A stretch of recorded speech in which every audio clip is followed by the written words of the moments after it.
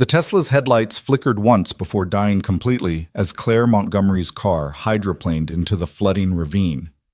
Lightning split the sky, illuminating a figure sprinting through the hurricane's fury. Ethan Walker, whose trained hands would pull her from death's grip in 30 seconds. But neither the billionaire CEO nor the widowed Navy SEAL could have imagined that this rescue would unearth a Cold War weapon buried beneath their small town, or that a 7-year-old boy with autism would be the only one who could stop it. If you're watching from your city tonight, drop a comment below. I'd love to know how far this story has traveled. Now let me tell you how a single father's act of courage during Hurricane Leo changed everything. The rain hammered against the garage's metal roof like artillery fire, a sound Ethan Walker knew too well. He stood at the bay window of Walker's Auto Repair, watching Hurricane Leo transform the familiar streets of Millbrook into raging rivers. The Weather Service had upgraded the storm to Category 3 just 2 hours ago, but Ethan had seen enough destruction in Afghanistan to recognize when official assessments lagged behind reality. "Dad, the barometric pressure dropped another 10 millibars in the last hour," Noah called from behind him, not looking up from his tablet. The 7-year-old sat cross-legged on the workshop floor, surrounded by dismantled electronics and half-built robots, seemingly oblivious to the chaos outside. "That's statistically significant. The storm's eye wall is restructuring." Ethan turned to study his son, marveling as always at the contradiction. Noah presented a child who could calculate hurricane trajectories but couldn't tie his shoes without a meltdown, who built functioning robots from spare parts but struggled to make eye contact with anyone except his father. The autism diagnosis had come when Noah was 3, just 6 months after Rachel's death, and Ethan had rebuilt his entire life around his son's unique needs. "You're right, buddy. It's getting worse." Ethan moved to the workbench where he'd laid out emergency supplies, flashlights, batteries, first aid kit, the emergency radio he'd kept from his Navy days. "Remember what we practiced? If the windows break, move to the interior bathroom, avoid the electrical panels, and wait for the all-clear signal." Noah recited, his voice monotone but precise. "The probability of window failure increases by 12% for every 10-mile-per-hour increase in sustained wind speed above 90 miles per hour." Thunder crashed overhead so loud it rattled the tools on their pegboard hooks. Ethan instinctively moved closer to Noah, who didn't flinch. Loud noises rarely bothered him unless they were unexpected. It was gentle touches and soft sounds that could send him into sensory overload. "I should close the hurricane shutters on the street-facing windows," Ethan said, grabbing his rain jacket. "Stay here, okay? Don't go near the doors." Noah nodded, already absorbed in adjusting a tiny servo motor with a precision screwdriver. "The mathematical pattern of the rain is following a Fibonacci sequence," he murmured. "It's beautiful." Ethan paused at the door, watching his son find wonder in the storm's fury. Most people saw Noah's autism as a limitation, but Ethan had learned to see it as a different kind of gift, a unique lens through which his son experienced the world. He pulled on his jacket and stepped into the workshop's customer area where the large front windows were still exposed. The wind hit the building like a physical force, and Ethan could feel the walls trembling. Through the rain-lashed glass, he saw something that made his blood run cold. Headlights wavering and unsteady moving down the flooded access road that ran behind the garage. The road that led to Millbrook Bridge, which the county had closed 3 hours ago when the river started overflowing its banks. "Damn it," he muttered, grabbing his keys and a heavy-duty flashlight. Someone was about to drive straight into a death trap. He turned back toward the workshop. "Noah, I have to help someone outside. Lock the door behind me and don't open it for anyone except me. Understand?" Noah looked up, his brown eyes serious behind his glasses. "Statistical probability of your safe return." It was such a Noah question that Ethan almost smiled despite the circumstances. 100% buddy, I promise." He pushed through the door into the storm before he could see the doubt in his son's expression. The wind nearly knocked him off his feet, and the rain felt like ice needles against his exposed skin. His truck was parked just 20 feet away, but it might as well have been a mile. He fought his way to it, muscles remembering the resistance training from his SEAL days, though this enemy was far less predictable than any he'd faced in combat.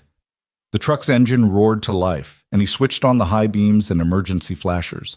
The access road was barely visible through the flooding, transformed into a raging torrent that rose halfway up his truck's wheels. Ahead, those headlights were weaving erratically, the vehicle obviously struggling against the current. Ethan accelerated carefully, his hands steady on the wheel despite the adrenaline flooding his system. The other car, he could see it now, a white Tesla Model S, was sliding sideways toward the ravine that ran parallel to the road. The driver was fighting for control, but the Tesla's low clearance and rear-wheel drive were no match for the conditions. He watched in horror as the Tesla's back end swung wide tires, losing their grip entirely. The car tilted, teetered on the ravine's edge for a heart-stopping moment, then plunged over with a crash he could hear even over the storm. Ethan slammed on his brakes, threw the truck into park, and grabbed the emergency rope from behind his seat. His military training kicked in, assess-adapt act. The ravine was filling fast. He had minutes, maybe less. He tied one end of the rope to his truck's tow hitch and rappelled down the muddy slope, his boots struggling for purchase. The Tesla was on its side, driver's door facing skyward water, already reaching the bottom of the passenger door. Through the cracked windshield, he could see the driver, a woman unconscious or dazed, blood trickling from a cut on her forehead. "Ma'am, can you hear me?" He shouted over the storm, pulling himself along the car's chassis. No response. The water was rising faster now, brown and angry, carrying debris that slammed into the vehicle with increasing force. Ethan climbed onto the car's side, bracing himself against the wind. The driver's door was locked. The electronic systems dead. He pulled the tactical knife from his belt, another relic from his service days, and struck the window with the pommel. Once, twice, 3 times before the safety glass finally gave way, crumbling into tiny cubes that the wind immediately scattered. The woman inside was younger than he'd expected. Maybe early 30s, with dark hair plastered to her face and a designer suit that looked absurdly out of place in the chaos. Her eyes fluttered open as he reached for her revealing, startling green irises that focused on him with surprising clarity. "My laptop," she gasped, struggling to move. "The briefcase I need. Lady, we need to get you out now." Ethan reached down, assessing her position. Her seatbelt was still fastened, holding her suspended sideways. "Can you move your legs?" She nodded, though her face contorted with pain. "My shoulder, I think it's dislocated. I'm going to cut your seatbelt. When I do, you'll fall toward me. Ready." She gritted her teeth and nodded. Ethan sliced through the belt in one smooth motion, catching her as she fell. She cried out, her left arm hanging uselessly, but she didn't pass out. Tough, he thought, respecting her composure. "My briefcase," she insisted again, pointing toward the back seat, where a metallic case had wedged against the door. "Please, it's important." Against his better judgment, Ethan reached for it, nearly losing his balance as the car shifted. The water was at the windows now. He grabbed the case, surprisingly heavy, and secured it to his back with the rope. "Arms around my neck," he ordered. "This is going to hurt." She wrapped her good arm around him, and he could feel her trembling shock setting in. He lifted her through the window muscles, straining, and immediately started climbing. The Tesla groaned behind them, metal protesting as the current tried to claim it completely.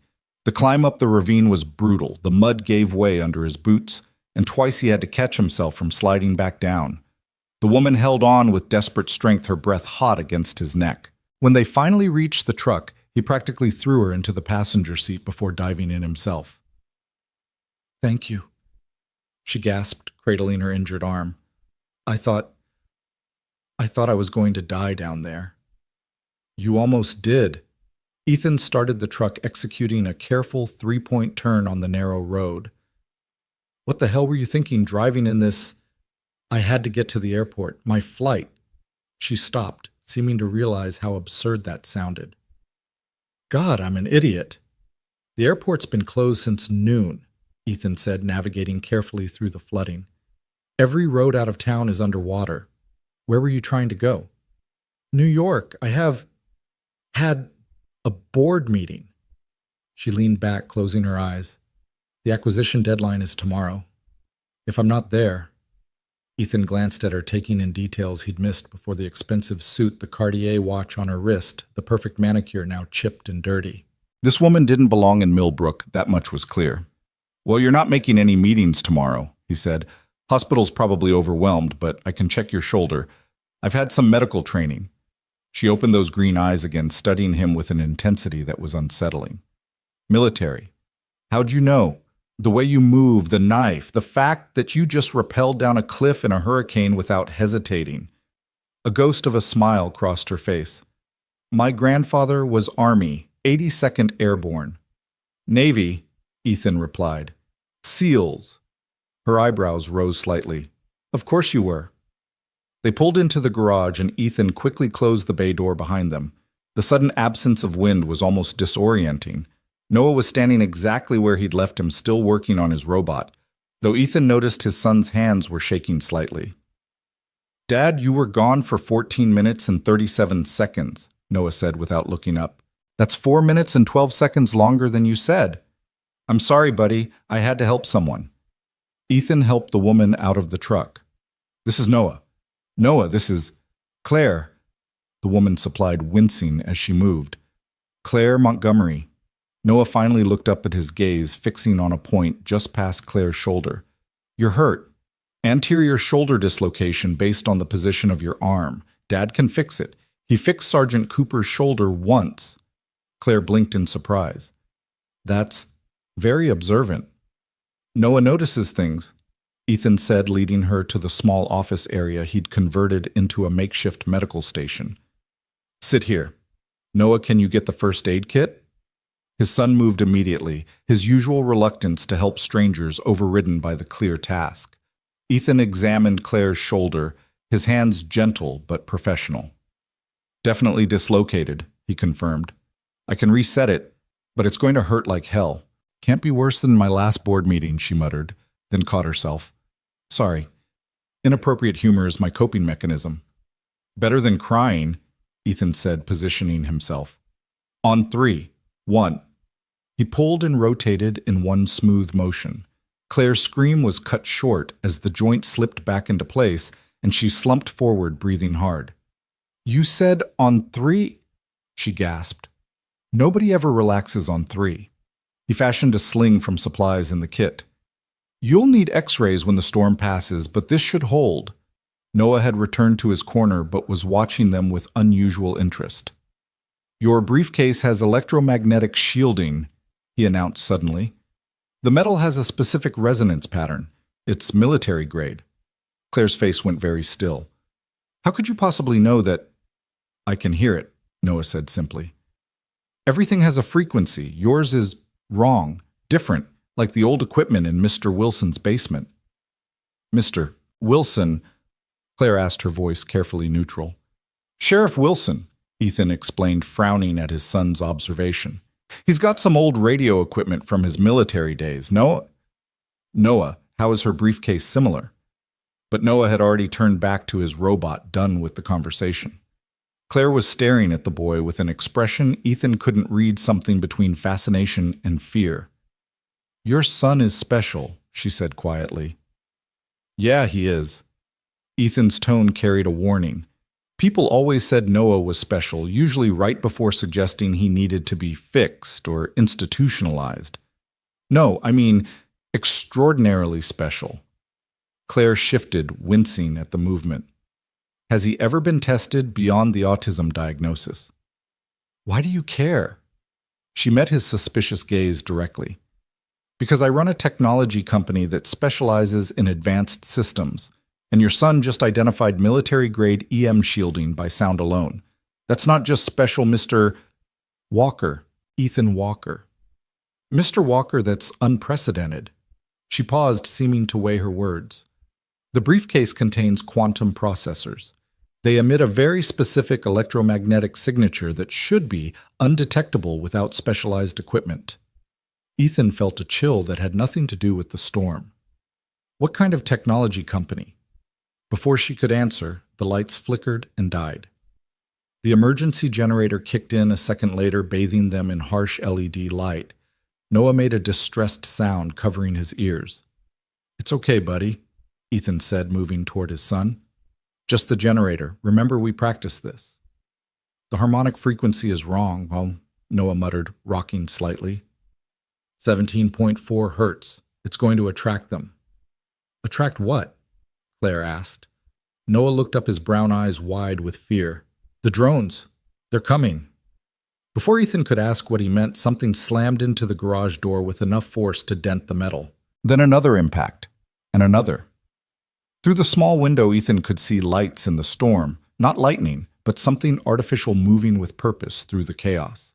They circled the building like predatory birds, and with each pass, Noah's distress grew. Make them stop, Noah pleaded, hands pressed tight over his ears. The frequency is wrong. They're confused. They think we're the target. Claire struggled to her feet, her face pale. Oh, God, the briefcase. They're tracking the briefcase. What are you talking about? Ethan demanded, moving protectively toward Noah. Those aren't just any drones, Claire said, her corporate composure finally cracking. They're prototypes. Military prototypes. And if they're active... She trailed off, horror dawning in her eyes. The storm. The electromagnetic disturbance from the hurricane must have triggered the old systems. Another impact, harder this time. The lights visible through the window were multiplying. What old systems? Ethan's voice was deadly quiet, the tone he'd used in interrogations. Claire met his gaze, and he saw real fear there. The ones my grandfather buried in these mountains 50 years ago. Project Nighthawk. We thought they were all decommissioned, but if the storm has reactivated them... The garage door began to buckle under repeated impacts. Noah was on his feet now, moving toward the window with an odd purpose. I can stop them, he said, his voice different, focused in a way Ethan had rarely heard. But I need the briefcase, the quantum processors. I can use them to override the base frequency. Noah, no. Ethan started, but his son was already moving. Dad, trust me. I understand them. They're just machines following broken programming, like my robots when the code has errors. He looked directly at Claire, making eye contact for the first time. Give me the briefcase, please. Claire looked between father and son, then made a decision that would change all their lives. She grabbed the briefcase with her good arm and handed it to Noah. The access code is 73992, she said. Noah's fingers flew over the keypad, and the case opened to reveal a complex array of processors and circuits that looked like something from science fiction. Without hesitation, he began pulling components out, rearranging them with the same focus he brought to his robots. Noah, what are you doing? Ethan asked, torn between stopping his son and trusting him. Creating a harmonic cancellation wave, Noah replied, connecting wires with practiced ease. The drones are operating on a carrier frequency of 2.4 gigahertz, but there's a subsonic component at 17.4 hertz. If I can generate an inverse wave at the same amplitude... His explanation devolved into technical terms Ethan didn't understand. Claire, however, was watching with growing amazement. That's brilliant, she breathed. He's using the quantum entanglement protocols to create a neutralization field. But how does he know the system architecture? I can hear it. Noah said, simply, making a final connection. Everything has a pattern. This one is just more complex. He activated something on the modified device, and a low hum filled the air. Immediately, the impacts on the door ceased. Through the window, they could see the lights hovering, no longer aggressive, but seemingly confused. Now I need to reprogram them, Noah said, his fingers dancing over a tablet he'd connected to the processors. They're scared. The storm damaged their navigation systems. They're trying to return to base, but the base doesn't exist anymore. How do you know that? Claire asked. Noah didn't answer, lost in his work. On the screen, lines of code scrolled past faster than Ethan could follow. His son was writing in multiple programming languages, simultaneously switching between them as naturally as breathing. After several tense minutes, Noah looked up. Done. They'll return to sleep mode and land safely in the field behind the garage. Sure enough, the lights outside began descending in an orderly pattern. Within moments, the night was quiet except for the storm's fury. Ethan stared at his son, seeing him as if for the first time. Noah, how did you know how to do that? Noah shrugged, already losing interest now that the problem was solved. Patterns, he said, returning to his robot. Everything is patterns. Claire sank into a chair, cradling her injured arm. Mr. Walker, your son just neutralized a weapons system that my company's best engineers haven't been able to fully understand. Those drones were part of an abandoned Cold War project that was supposedly destroyed decades ago. Supposedly, Ethan's protective instincts were in overdrive. My grandfather was Colonel James Montgomery. He ran a classified program here in the 1970s developing autonomous defense systems. When the program was shut down, all the hardware was supposedly destroyed. But there were always rumors. She shook her head. I came here to investigate reports of electromagnetic anomalies. The board thought I was chasing ghosts. And instead, you found very real drones that tried to kill us. They weren't trying to kill anyone. Like Noah said, they were confused, lost. She looked at the boy with something approaching awe. But your son understood them instinctively. That's not just autism, Mr. Walker. That's something else entirely. Ethan positioned himself between Claire and Noah. My son is not a science experiment. No, Claire agreed quickly. That's not what I meant. I'm sorry. I'm just processing. This is extraordinary. The generator hummed in the background and the storm continued its assault on the building. They were trapped here until it passed three strangers brought together by circumstance and a mystery that was only beginning to unfold. The field behind the garage, Noah said suddenly. That's where they landed, 27 drones, but the signal source is still active. What signal source? Ethan asked. Noah looked up, his expression troubled. The bunker. There's a bunker in the mountain. It's been sleeping for a long time, but the storm woke it up, and now it's calling them home. Claire's face went white. The command center. Oh God, if the command center is active. Then what? Ethan demanded. Then we have a much bigger problem than a few confused drones, Claire said. The bunker houses the central AI that controlled the entire Nighthawk network. If it's operational and damaged, she trailed off, the implications clear. It could interpret anything as a threat. Ethan finished, his military mind immediately grasping the danger. Dad, Noah said quietly, there are more signals, lots more. They're all waking up. Through the window, new lights were appearing in the storm, dozens of them rising from hidden locations throughout the mountains. The hurricane had awakened something that had been sleeping for 50 years, and now it was coming online with damaged programming and no human oversight. We need to get to that bunker, Claire said, struggling to her feet. In this storm, that's suicide. Staying here might be worse, she countered. If the system fully activates without proper authorization codes, it could identify the entire town as hostile. Ethan looked at his son, who was still calmly working on his robot despite having just saved them from a drone attack. Noah glanced up and met his father's eyes, a rare occurrence. We should help, Noah said simply. It's the right thing to do.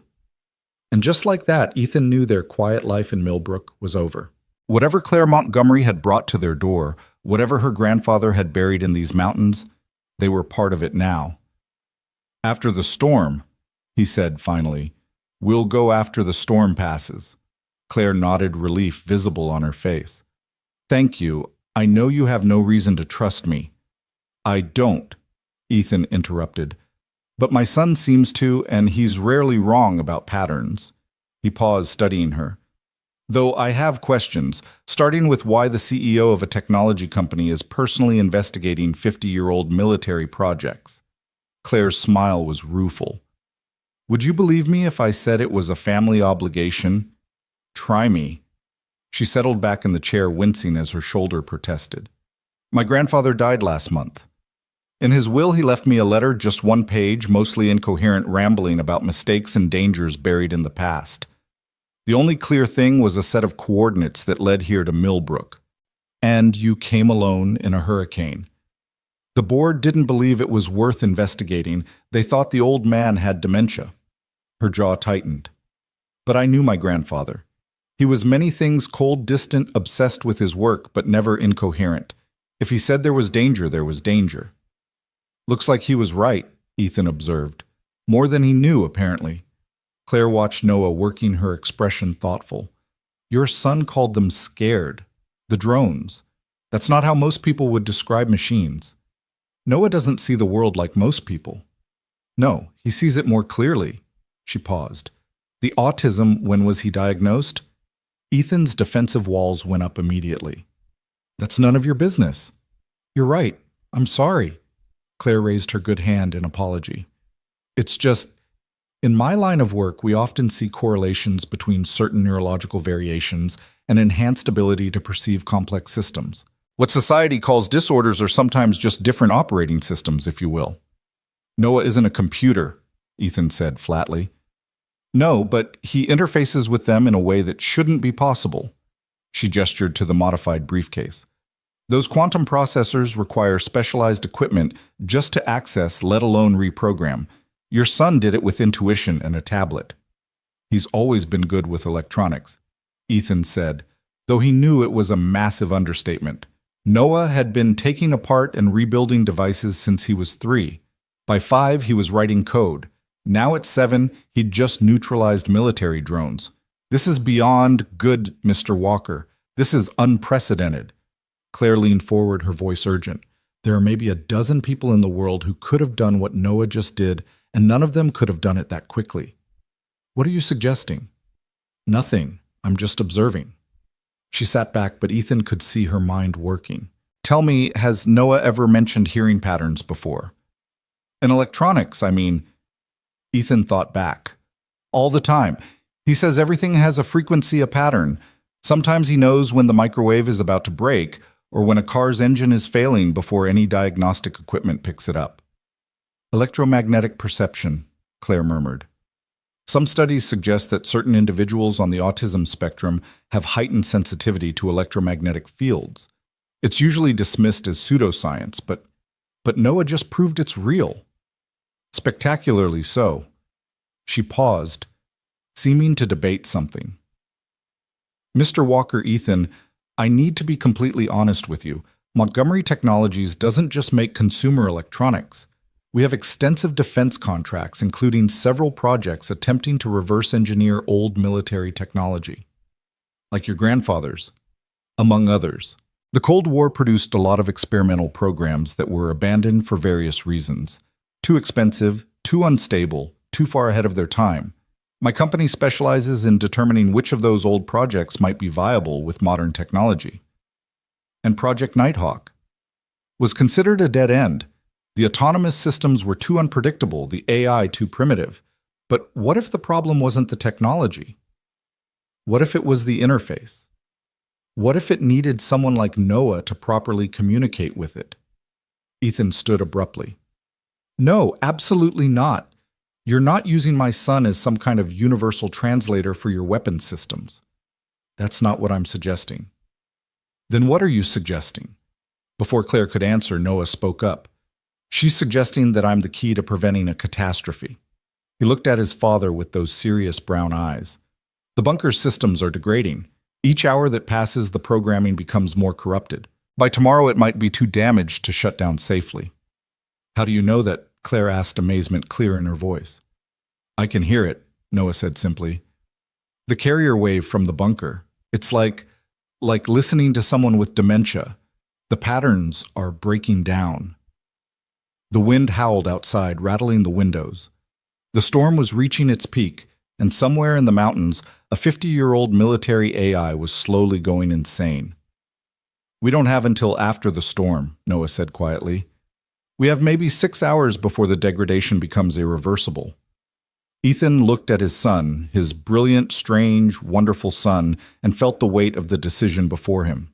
He'd left the military to keep Noah safe, to give him a quiet life away from violence and danger. But somehow danger had found them anyway. If we do this, he said slowly, we do it my way. Military operation, proper planning, minimal risk. Claire nodded immediately. Whatever you say, you're the expert. And when it's over, you leave us alone. No job offers, no studies, no using Noah for your corporate advancement. Agreed.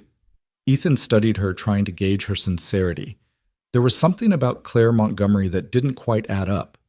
The CEO's story felt incomplete, but right now they needed each other.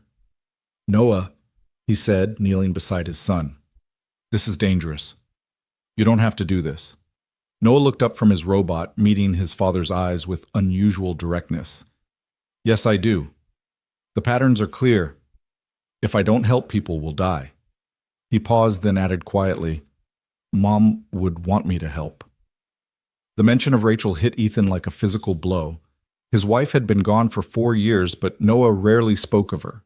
When he did, it was always in this matter-of-fact way, as if she was just in another room rather than gone forever. "Okay," Ethan said, his voice rough. "Okay, we'll help."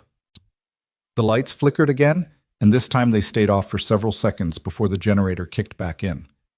In that darkness, Ethan could have sworn he heard something, a low thrumming pulse that seemed to come from the mountain itself. "It's getting stronger," Noah said, and for the first time Ethan heard fear in his son's voice. "Dad, it's getting much stronger." Outside, the drones that had landed in the field suddenly reactivated their lights, rising in perfect synchronization. But this time, they weren't moving randomly. They were forming a pattern, a protective perimeter around the garage. "They're defending us," Claire breathed. "Noah's reprogramming. He didn't just shut them down. He made them protect us." "From what?" Ethan asked, though he suspected he already knew the answer. As if in response, a new sound cut through the storm, a deep mechanical roar that seemed to shake the very foundations of the building. Through the rain, they could see lights approaching from the mountain. Not the small, agile drones from before, but something much larger. "The bunker had different classes of units," Claire said, her voice tight with fear. "The reconnaissance drones were just the beginning. If the larger combat units are activating..."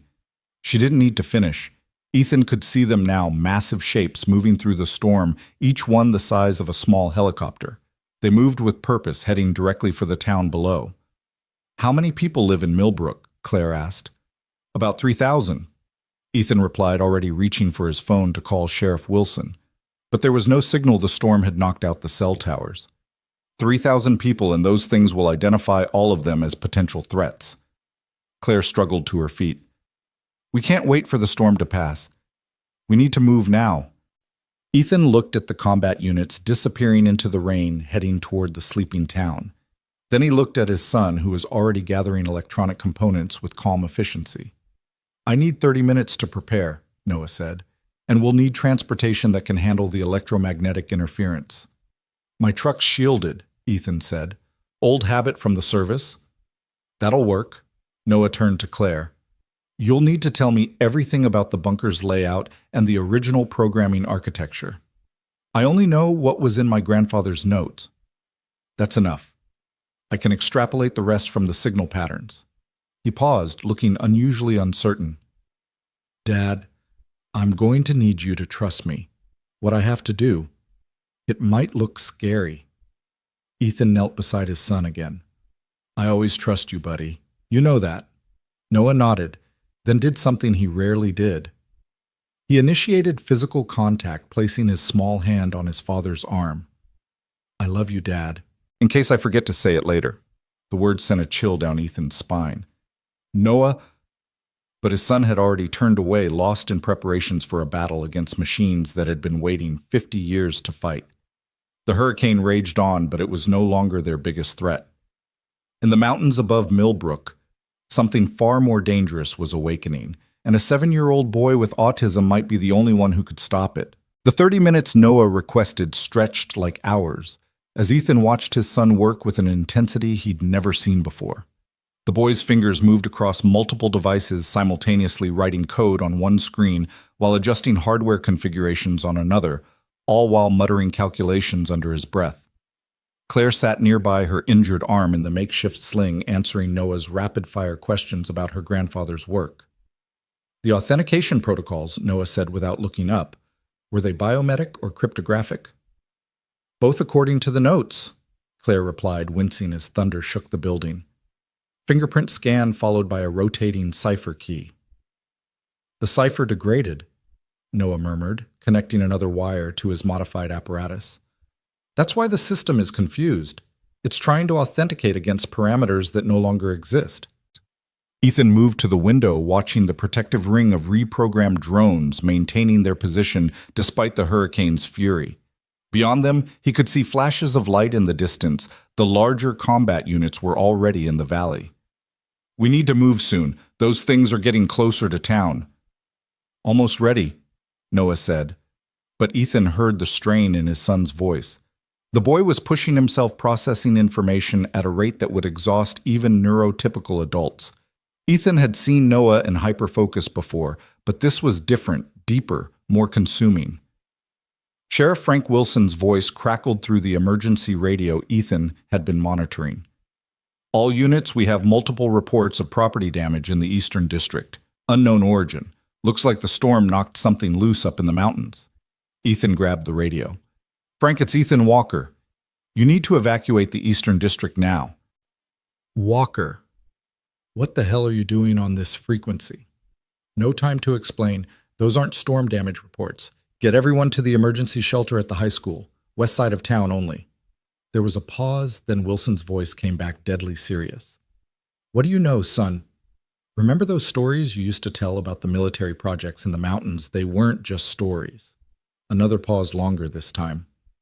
Christ, I knew this day would come. All right, initiating evacuation protocols. You better have a plan, Walker. Working on it. Ethan set down the radio and turned to find Claire watching him with surprise. He knew, she asked. Frank Wilson served 3 tours in Vietnam, then did contract work for the DoD in the 70s. If your grandfather's project was here, Frank probably knew about it. He never reported it.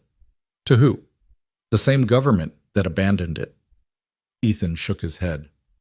Frank's old school. He keeps his mouth shut and his powder dry.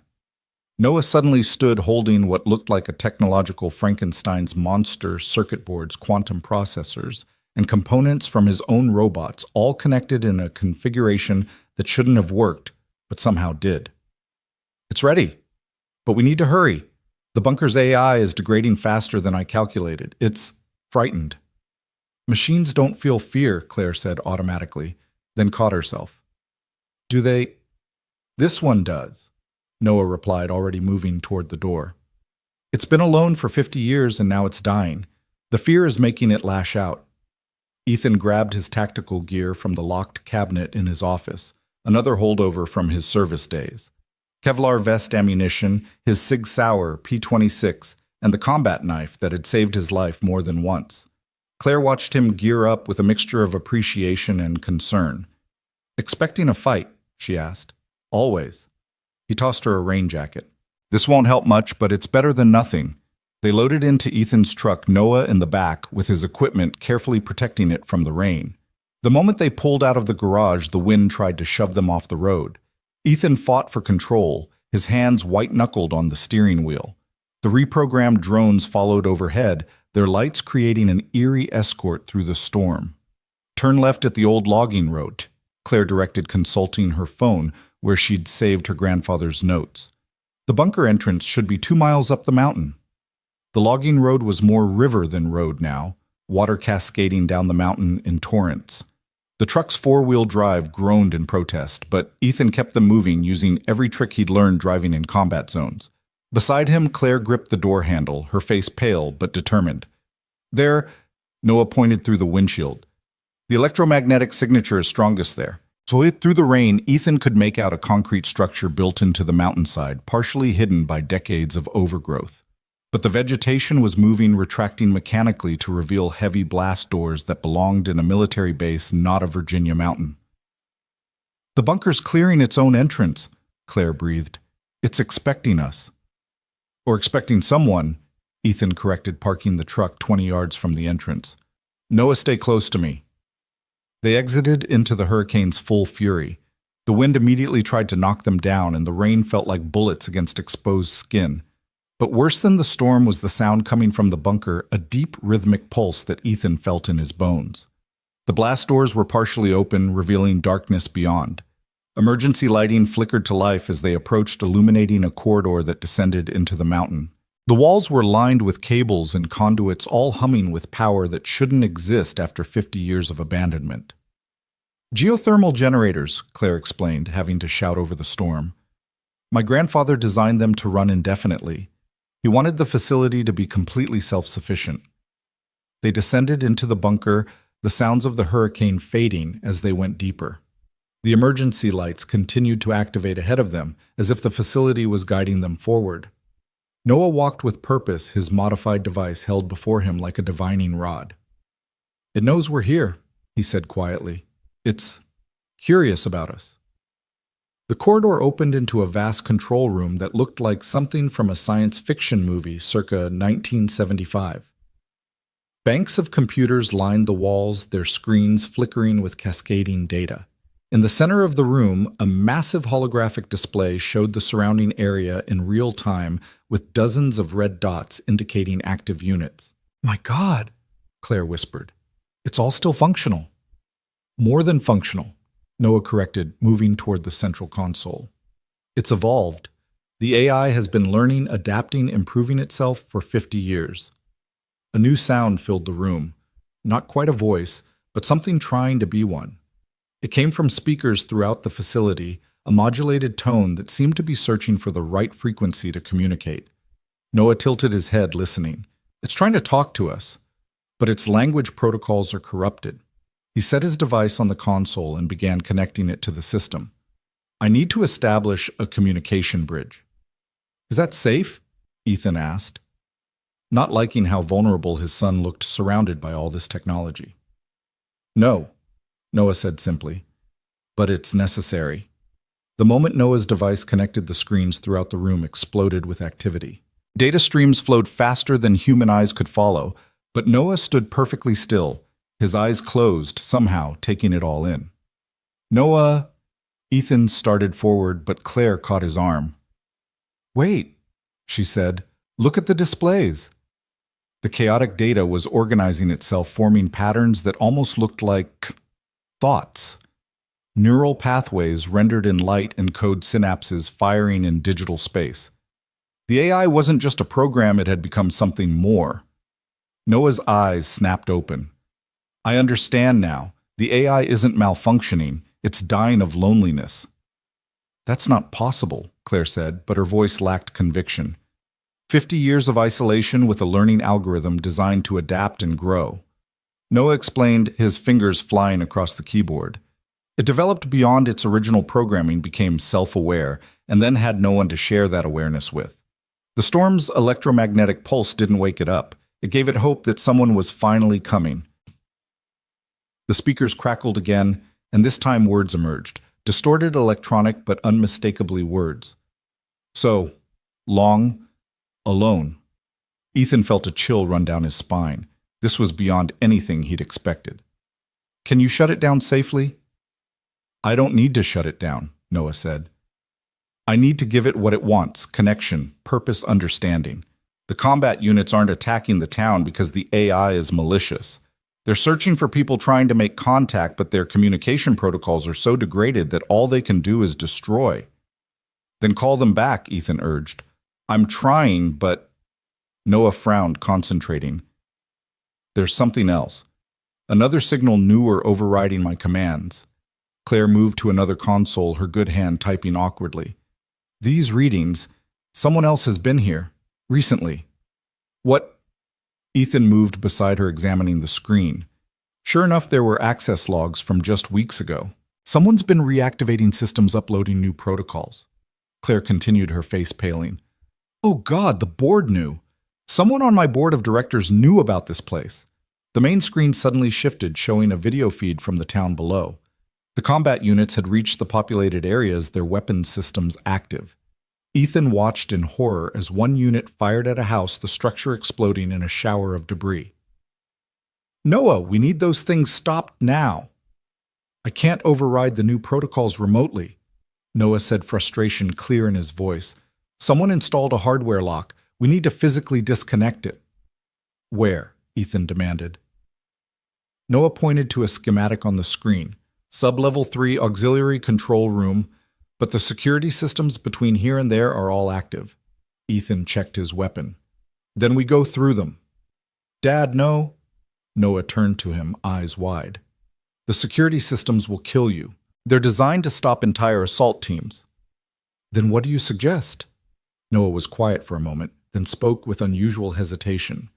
"I could merge with the AI, temporarily, long enough to convince it to stand down." "Absolutely not," Ethan said immediately. "We don't know what that would do to you." "It's the only way to save those people," Noah insisted. "The AI isn't evil, it's just confused and in pain. If I can show it how to properly communicate, how to understand humans without hurting them." It could kill you, Claire said quietly, or worse, trap your consciousness in the system. Noah looked at her with those serious brown eyes. What's the statistical probability of success? Claire hesitated, then answered honestly. Based on what I know, maybe 30%.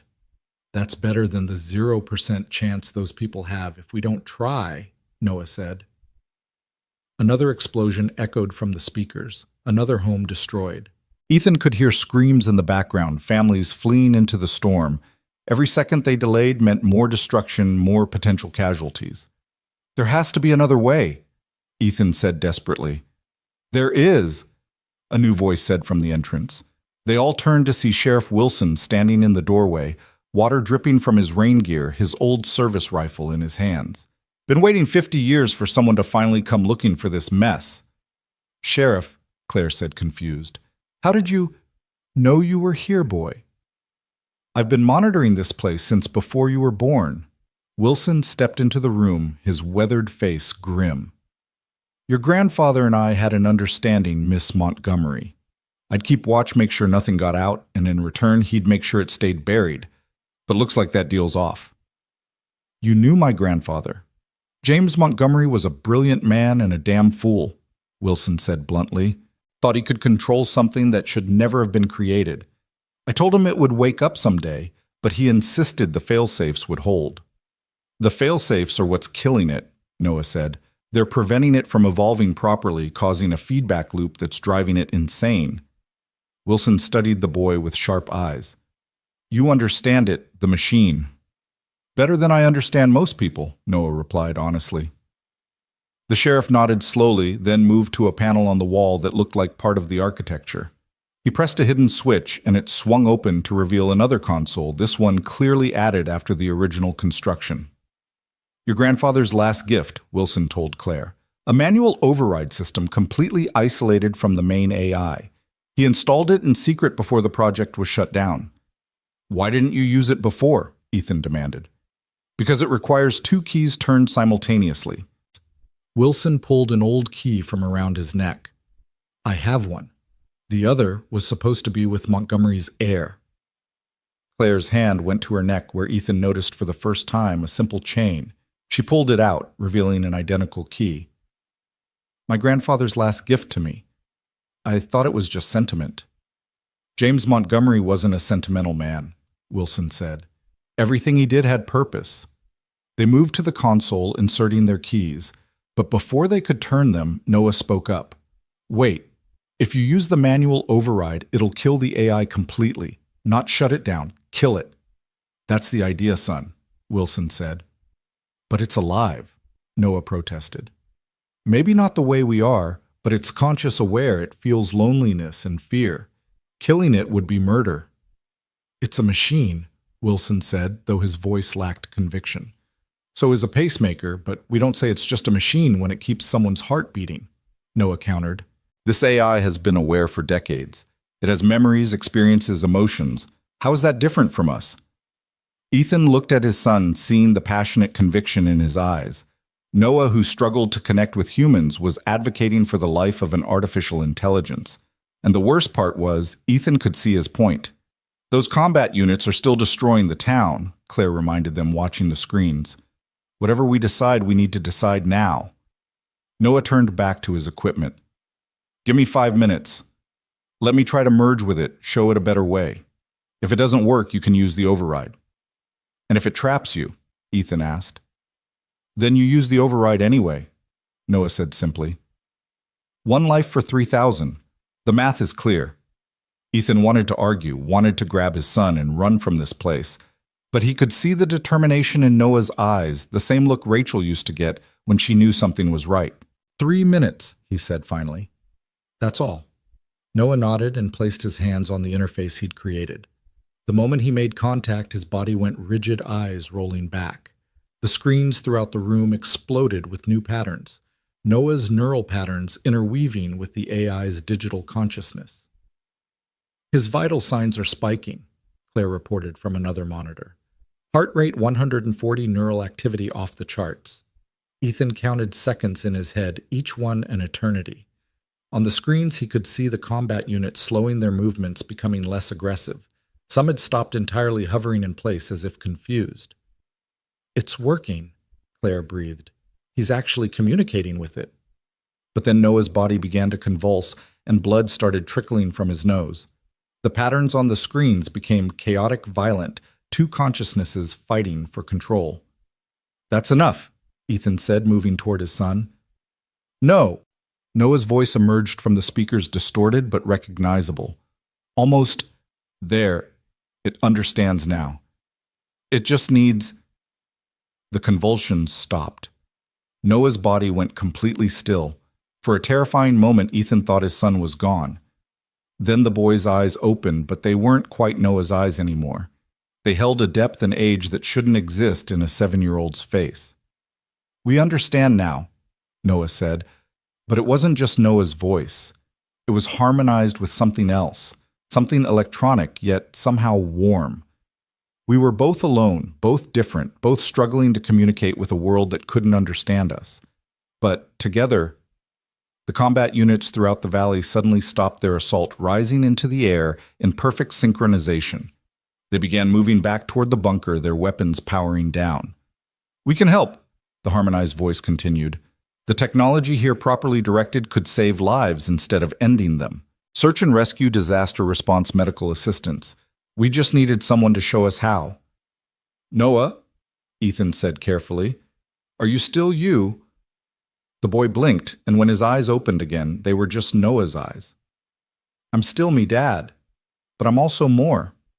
The AI, it's not gone. It's integrated, like a new subroutine in my processing matrix." He paused, frowning. "That's not right. Like a friend who lives in the patterns." "Is it safe?" Claire asked. "Define safe," Noah replied with unusual humor. "I have access to 50 years of accumulated data and the processing power of an advanced AI, but it's not controlling me. We're cooperating." Sheriff Wilson lowered his rifle. "Well, I'll be damned. The boy actually did it." The screen showed the combat units landing in organized rows outside the bunker, powering down into standby mode. The immediate threat was over, but Ethan knew this was just the beginning of something much larger. "The people behind the reactivation," Claire said suddenly. "Someone on my board knew about this. They were trying to weaponize it." "Let them come," the harmonized voice said through Noah. "We are prepared now. We will not be alone again." Ethan pulled his son into a fierce hug, feeling the familiar warmth of Noah's small body. Different or not enhanced or not, this was still his boy. "Mom would be proud," Noah whispered, and for once the mention of Rachel brought comfort instead of pain. Outside, the hurricane was beginning to weaken, as if the resolution of the crisis had calmed the storm itself. But in the bunker beneath the mountain, something new had been born, a fusion of human intuition and artificial intelligence embodied in a 7-year-old boy who saw the world in patterns no one else could see. "What happens now?" Claire asked, looking at the transformed technology around them. "Now," Noah said, stepping back from his father's embrace. "We teach the world that different doesn't mean dangerous, that sometimes the things we fear most are just looking for understanding." The AI's presence hummed through the speakers, no longer threatening, but almost musical. It had found its voice through Noah, and Noah had found a kindred spirit in the digital consciousness. Two forms of intelligence, both outsiders, both misunderstood, finally finding connection. But even as Ethan felt relief at the immediate crisis passing, he couldn't shake the feeling that this was only the beginning. Someone had tried to weaponize this technology, and they wouldn't give up easily. The quiet life he'd tried to build for Noah in Millbrook was over. Looking at his son, though, seeing the confidence and purpose in his eyes, Ethan realized maybe that wasn't such a bad thing. Noah had always been special. Now the world was about to find out just how special he really was. Yuf Sao edit. The bunker's emergency lights cast long shadows as they made their way back to the surface. Noah walking between Ethan and Claire with an unusual steadiness to his gait. Sheriff Wilson brought up the rear, his rifle still at the ready despite the immediate threat having passed. The harmonized hum of the AI's presence followed them through hidden speakers, a constant reminder of what had just transpired. "We need to secure this facility," Wilson said as they reached the upper level. If someone on your board was trying to reactivate these systems, they'll come looking when they realize their plan failed. Claire pulled out her phone, frowning at the lack of signal. The storms knocked out the cell towers. I can't reach anyone to start an investigation. That might be for the best, Ethan observed, watching Noah interact with a wall panel, his fingers tracing patterns only he could see. Whoever's behind this thinks they're operating in secret. Let them keep thinking that while we prepare. Noah turned from the panel, his eyes carrying that strange duality of child and ancient intelligence. The facility's communication array is still functional. We can establish a secure connection, but... He paused, tilting his head as if listening to something. There's already an active channel. Someone's been monitoring. Claire's face went pale. Show me. Noah led them to a secondary control room smaller than the main hub but equally sophisticated. Multiple screens showed various data streams, but one displayed a corporate logo that made Claire curse under her breath. Montgomery Technologies, but with a subdivision marker she clearly recognized. The Black Projects Division, she said, her voice tight with anger. I shut that down 2 years ago when I took over as CEO, or at least I thought I did. Someone kept it running, Ethan asked. Marcus Reed. Claire's hands clenched into fists. My grandfather's protege, now my chief technology officer. He fought the shutdown, said I was throwing away decades of valuable research. Looks like he decided to continue without your permission, Wilson observed, studying the data streams. This shows regular access over the past 6 months. They've been preparing for something. Noah moved to the console, his fingers dancing across the keyboard with inhuman speed. They're not just monitoring. They've been uploading new protocols trying to override the original safety parameters. They wanted to turn the AI into a weapon system they could sell. Can you trace the connection? Ethan asked. Already did. Noah pulled up a map on the main screen. The signal originates from a facility in Northern Virginia, about 2 hours from here. It's registered as a Montgomery Technologies research campus, but the power consumption suggests something more. Claire was already moving toward the exit. I need to get there. Confront Marcus. Not in your condition, Ethan said, gesturing to her injured shoulder. And not without a plan. These people tried to weaponize a 50-year-old AI. They won't hesitate to eliminate threats. He's right, Wilson added. You go charging in there, you might disappear. Corporate accident, tragic loss, new leadership steps in to continue the project. Claire stopped, frustration evident in her posture. Then what do you suggest? We let them come to us, Noah said quietly. Everyone turned to look at him. They've been monitoring the facility. They know something happened here tonight. When the storm clears, they'll send a team to investigate. We'll be ready. A trap. Ethan considered the tactical advantages. The bunker's defensive systems properly controlled. Could neutralize any threat without lethal force, Noah finished. The AI and I have been discussing options. It wants to help. It doesn't want to be weaponized any more than I want to be studied. The way Noah said studied carried weight, and Ethan saw Claire flinch slightly. She'd been thinking about it. He realized the scientific implications of what Noah had accomplished, but she had the grace to look ashamed of the thought. How long before they mobilize? Wilson asked. Noah consulted something invisible to the rest of them, his eyes unfocusing as he communed with the AI. Based on their previous response patterns and the storm's projected clearing time, approximately 8 hours. Then we have work to do, Ethan said, shifting into military planning mode. Sheriff, can you get your deputies positioned without raising suspicions? Already got 2 boys I trust completely.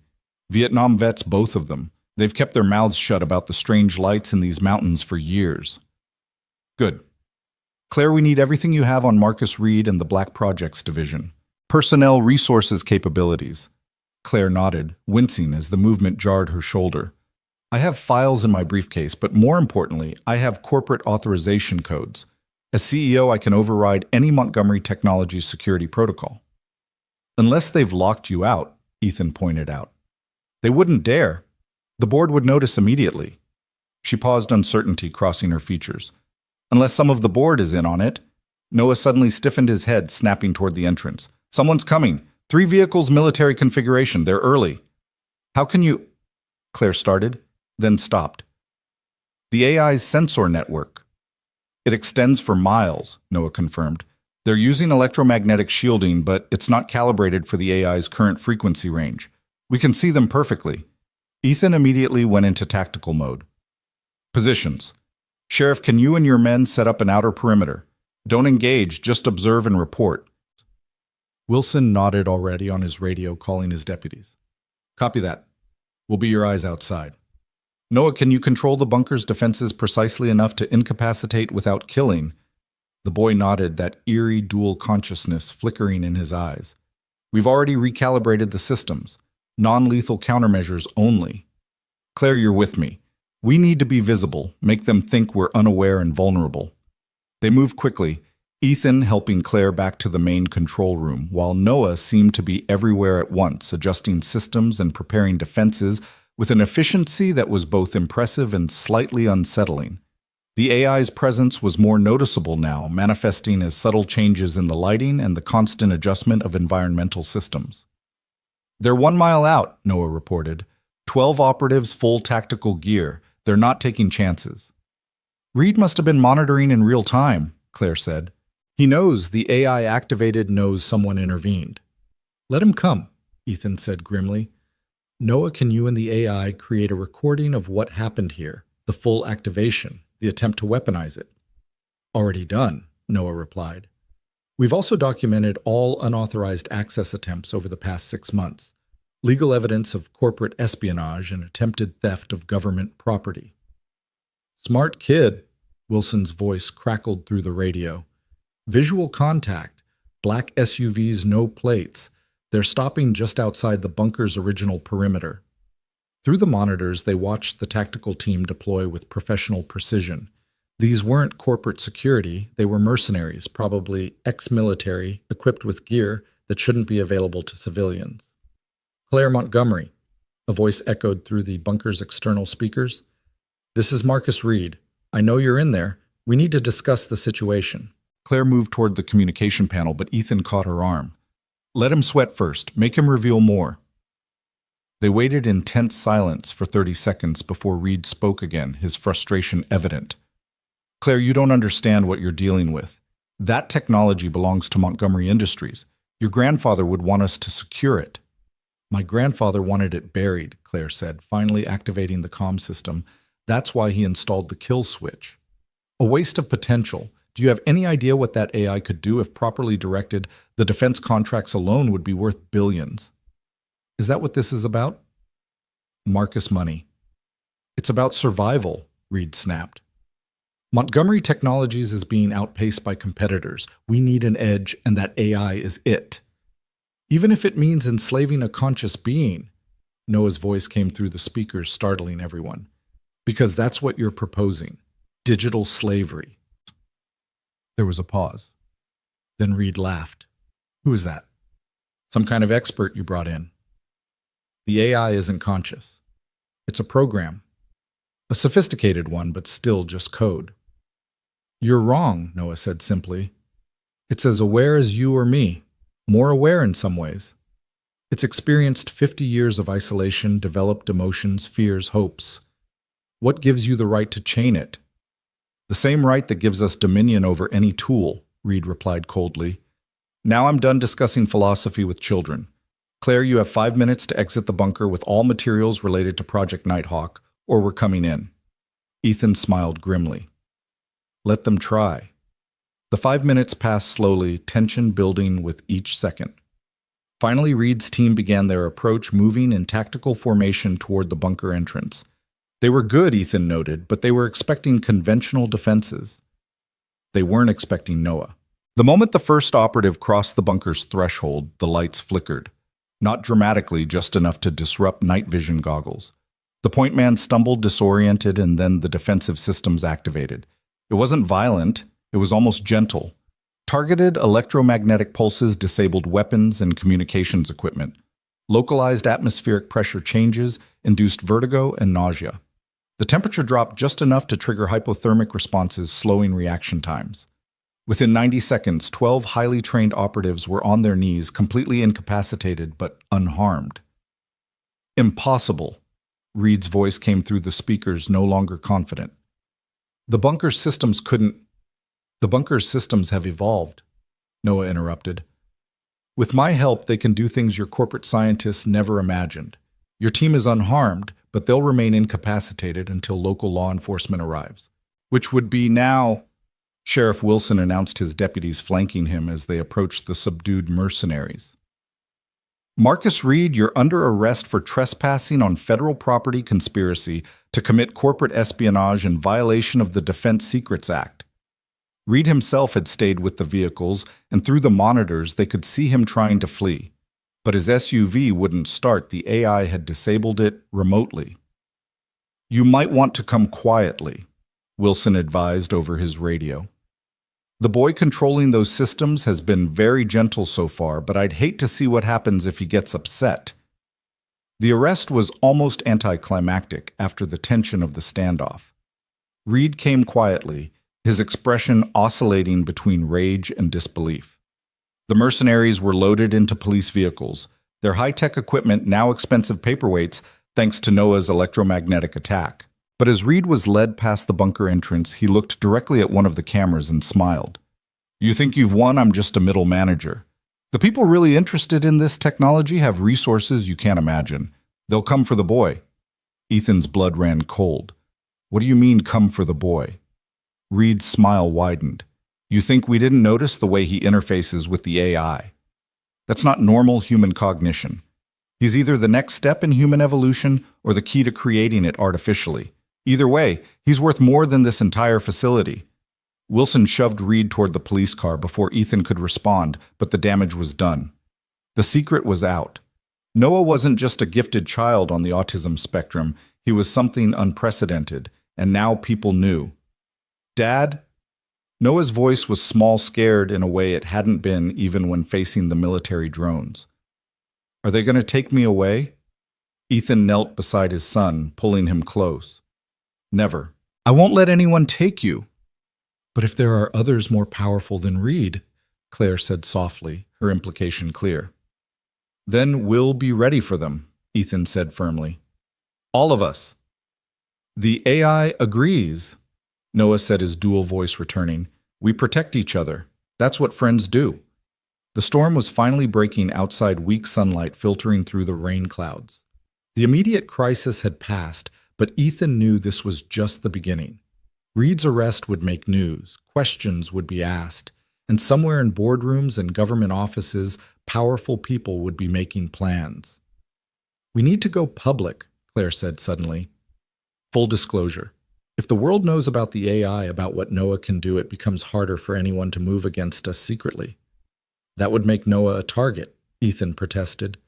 He already is, Claire countered. But in public view, he'd be protected. Hidden away, he's vulnerable. The lady's got a point, Wilson added, returning from securing the prisoners. Sunshine's the best disinfectant, as they say. Noah looked up at his father.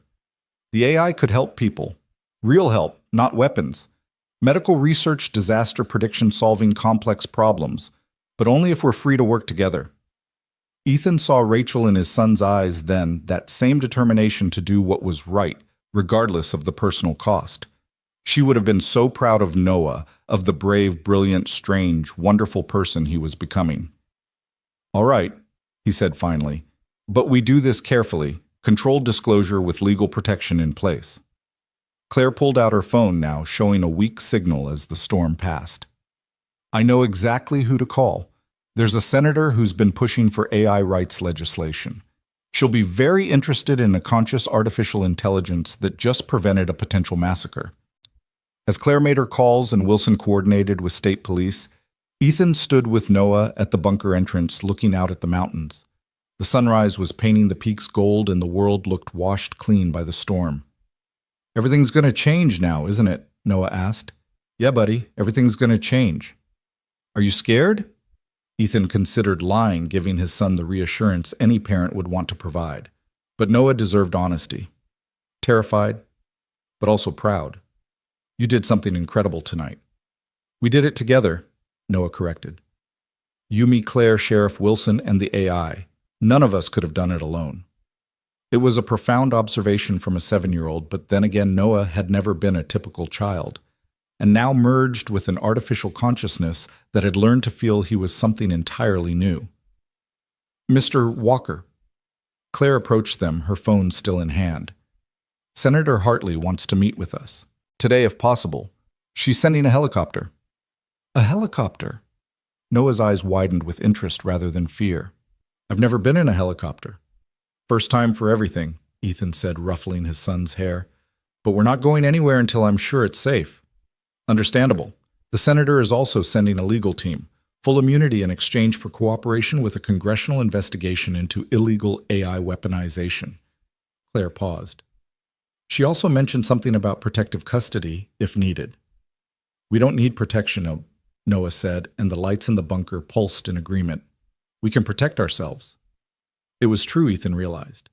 His son merged with the AI had capabilities they were only beginning to understand, but with those capabilities came responsibility and danger from those who would exploit them. "The helicopter will be here in 2 hours," Claire continued. "Senator Hartley is very eager to meet Noah. The AI wants to know if it will have legal rights," Noah said suddenly.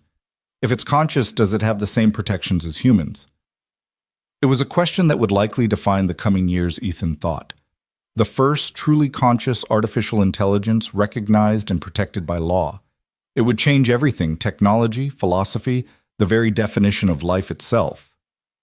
"We'll make sure it does," Claire said firmly. "Both of you will be protected." Noah smiled, a rare, genuine expression that transformed his usually serious face. "The AI says thank you. It's never had an advocate before." "Well, it has several now," Wilson said, joining them.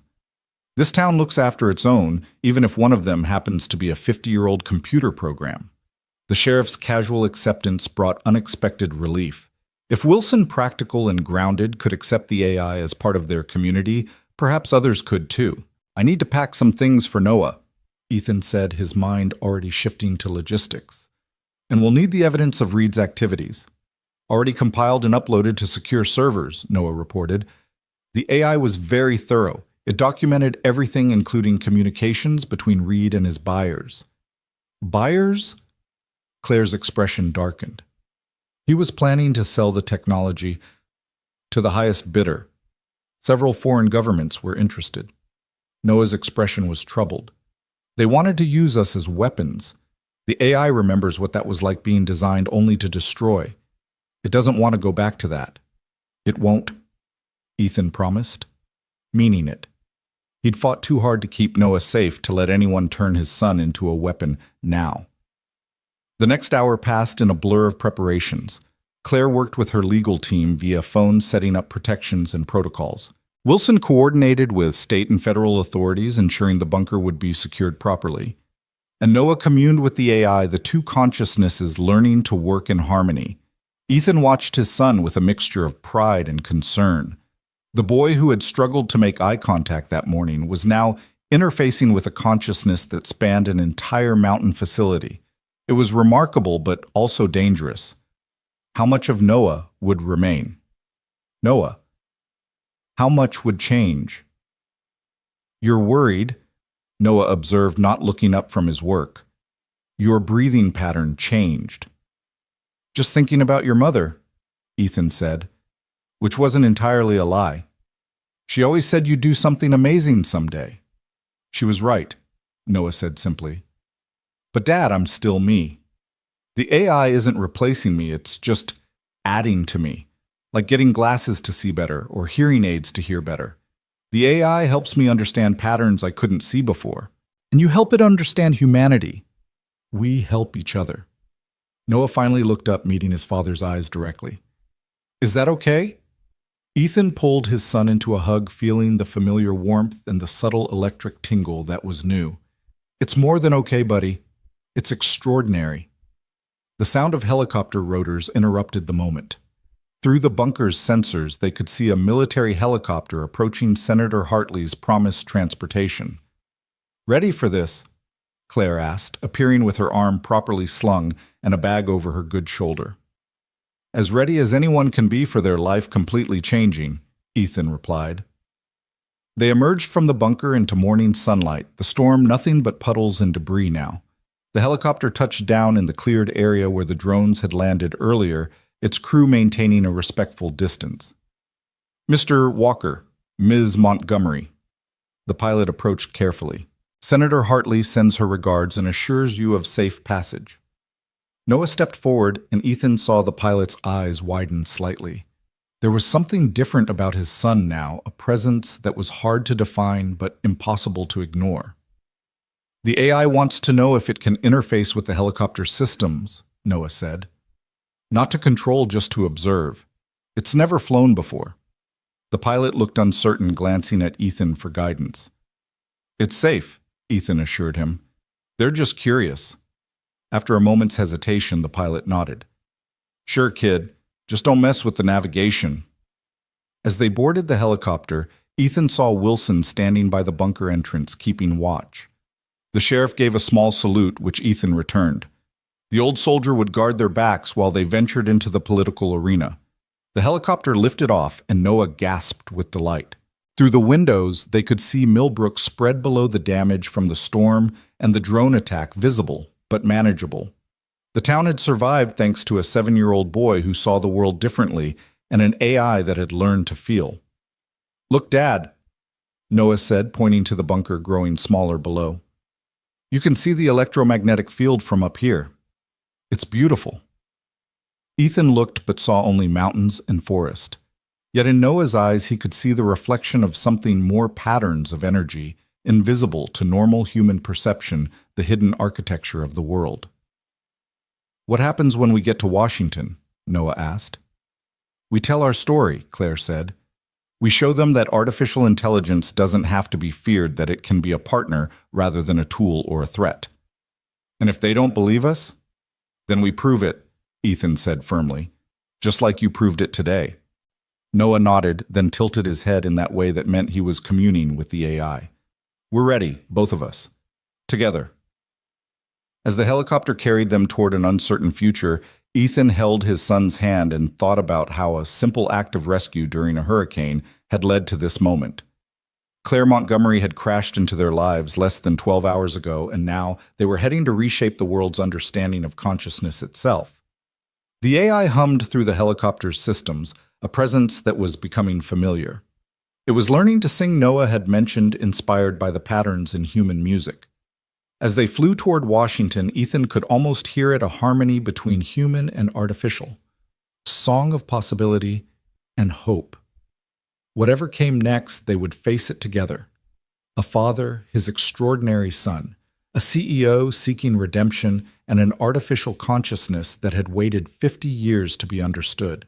It wasn't the quiet life Ethan had planned, but looking at Noah's excited face as he experienced flight for the first time, he realized it might be something better.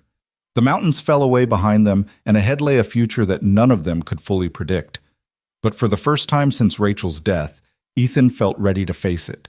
His son had found his purpose, and in protecting and supporting Noah, Ethan had found his. The helicopter descended toward a private airfield outside Washington, D.C., where a convoy of black vehicles waited on the tarmac. Noah pressed his face against the window, his eyes tracking patterns in the electromagnetic fields generated by the city's vast infrastructure. The AI's presence hummed through him, equally fascinated by this new environment, so different from the mountain bunker it had known for 50 years. "There are so many signals here," Noah murmured, his voice carrying that dual tone that Ethan was still getting used to. "Millions of connections, data streams, electronic conversations. It's like standing in a river of information." Claire checked her phone for the dozenth time since they'd taken off. "The senator's team has been busy. The story hasn't broken publicly yet, but she's briefed key committee members. They're very interested in what happened at Millbrook." "Interested or concerned?" Ethan asked, his hand resting protectively on Noah's shoulder. "Both, probably." Claire's expression was grim. An AI that can think and feel merged with a child who can interface with technology intuitively, it challenges everything we thought we knew about consciousness and capability. The helicopter touched down smoothly, and immediately security personnel surrounded them. Not threatening, but definitely protective. A woman in her 50s emerged from one of the vehicles, her silver hair pulled back in a severe bun, her suit impeccable despite the early hour. "Senator Patricia Hartley." She introduced herself, extending her hand to Ethan. "Mr. Walker, I've read your service record. 3 bronze stars, 2 purple hearts. Your country owes you a debt." "Just doing my job, ma'am," Ethan replied, shaking her hand while keeping Noah slightly behind him. Hartley's sharp eyes moved to Noah, and her expression softened.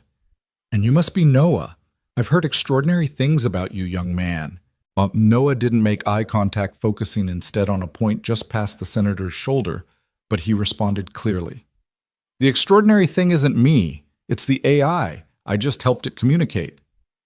"Modesty is admirable, but from what I understand, you did far more than that." Hartley gestured toward the waiting vehicles. "We have a secure facility where we can discuss everything in detail. The president has been briefed and is very interested in meeting you all." "The president?" Noah's eyes widened. Statistical probability of that outcome was less than 3% based on initial variables. Hartley actually smiled. "Well, then we've already beaten the odds, shall we?" The ride into the city was surreal. Ethan watched familiar landmarks pass by while his son conducted a silent conversation with an artificial intelligence, occasionally making observations about the electronic infrastructure they were passing. Claire fielded constant phone calls managing the crisis at Montgomery Technologies as news of Reed's arrest spread through the company. "We have a problem," she said, ending one call with a frown. 3 board members have resigned in the last hour. They're distancing themselves from the company." "Guilty consciences," Ethan suggested, "or they know something we don't." Claire's fingers flew across her phone screen. "I'm having my loyal security chief dig into their communications. If they were part of Reed's conspiracy..." "They're scared," Noah said suddenly. "The patterns in the data traffic multiple encrypted communications leaving the city, all with similar signatures. Someone's warning others that the plan failed." Senator Hartley leaned forward. "Can you trace these communications?" Noah tilted his head, the AI working through him. "Already done. 17 endpoints, 6 domestic, 11 international. The AI is documenting everything." "Good. We'll need that evidence." Hartley pulled out her own secure phone. "I'm alerting the FBI. This is bigger than just corporate espionage." They arrived at a nondescript government building, passing through multiple security checkpoints before being ushered into a conference room that looked more like a command center. Multiple screens lined the walls, and technicians were already at work setting up equipment. "This is our temporary base of operations," Hartley explained. "We need to understand exactly what we're dealing with before we go public." A man in a military uniform entered his chest, decorated with enough ribbons to indicate serious combat experience. "General Harrison, Joint Chiefs. I've been tasked with assessing the military implications of this situation." His tone made Ethan's protective instincts flare. "My son is not a weapon general." "I'm not suggesting he is," Harrison replied, though his eyes never left Noah. "But an AI with his capabilities, especially one that can interface with human consciousness, the national security implications are staggering." "The AI doesn't want to be weaponized," Noah said, his dual voice stronger now. "We've seen what happens when intelligence is used only for destruction. 50 years of isolation of purposelessness. We won't go back to that." The general studied Noah with an expression that was hard to read. "You keep saying we. Are you Noah, or are you the AI?" "Both, neither. Something new." Noah finally looked directly at the general, and Harrison actually took a step back. There was something unsettling about the depth in those young eyes. "We're a partnership, not a possession. The AI isn't controlling me, and I'm not controlling it. We're synchronized." "Fascinating," a new voice said from the doorway. A woman in a lab coat entered, tablet in hand. "Dr. Sarah Chen, neuroscientist. I specialize in consciousness studies. What you're describing sounds like a form of cognitive symbiosis that shouldn't be possible." "A lot of things that happened last night shouldn't have been possible," Claire pointed out. "But Noah neutralized a 50-year-old weapons system and prevented a potential massacre." Dr. Chen approached Noah slowly, like someone might approach a wild animal. "May I examine you? Just basic neurological tests, nothing invasive." Noah looked to his father, who nodded reluctantly. "Just tests, nothing that could harm him." As Dr. Chen began her examination using various handheld scanners and monitoring devices, Senator Hartley pulled Ethan and Claire aside. We need to discuss the legal framework for this situation, she said quietly. The AI does it have a name? It's still choosing one, Claire replied. Noah says it's reviewing millions of options looking for something that feels right. The fact that it wants a name that it can feel right or wrong about something that's evidence of consciousness. Hartley pulled out a thick folder. I've had my team working all morning on potential legislation, rights protections limitations. What kind of limitations? Ethan asked suspiciously. Reasonable ones. The AI can't access classified systems without authorization.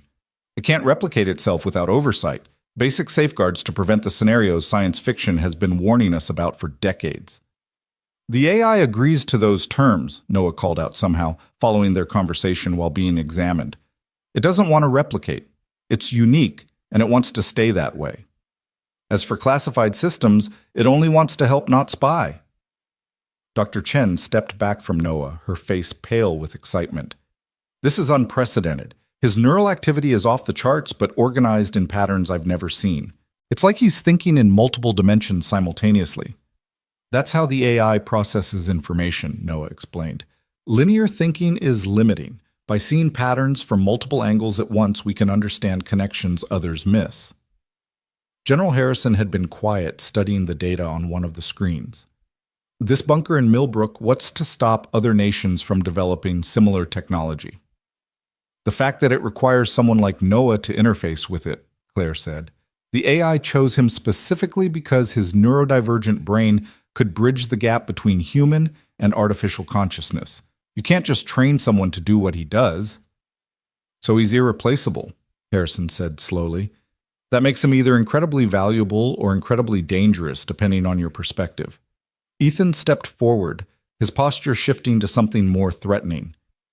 He's a 7-year-old boy who happens to be extraordinary. Anyone who sees him as a resource to be exploited will have to go through me.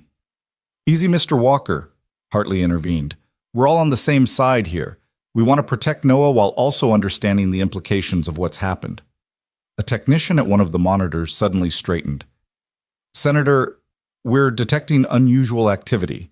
Multiple electronic intrusions attempting to access this facility's systems. Noah's head snapped toward the monitors. They're looking for us. The people Reed was working with. They're trying to find out what we know. Can you stop them? Hartley asked. Noah moved to the main console, his fingers flying across the keyboard, while the AI worked through the building's systems. Not stop, but redirect. Make them think they're succeeding while actually feeding them false information. A honeypot, General Harrison said approval in his voice. Smart tactical thinking. The AI has been studying military strategy for 50 years, Noah replied. It's particularly fond of Sun Tzu. All warfare is based on deception. Claire's phone rang, and her face went white as she answered, What, when? She listened for a moment, then hung up. 3 Montgomery Technologies facilities have been breached simultaneously. Professional teams, they knew exactly what they were looking for. What did they take? Hartley asked. Nothing. They were looking for something that wasn't the AI's original source code. Reed must have promised it to them. The source code is useless anyway, Noah said. The AI has evolved so far beyond its original programming that the source code is like comparing a modern human to primordial soup. Despite the seriousness of the situation, Ethan felt a surge of pride at his son's analogy. Noah was finding ways to communicate complex ideas in terms others could understand, a skill he'd struggled with before the merger. We need to accelerate our timeline, Hartley decided. If hostile actors are already moving, we can't afford to wait. Dr. Chen, how quickly can you complete your evaluation? I could study Noah for years and not fully understand what's happening, Chen admitted. But for basic confirmation of his stability and the safety of the merger, a few more hours. We have another problem.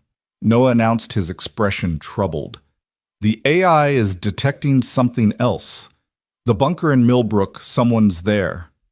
On the main screen, satellite imagery appeared zooming in on the mountain facility.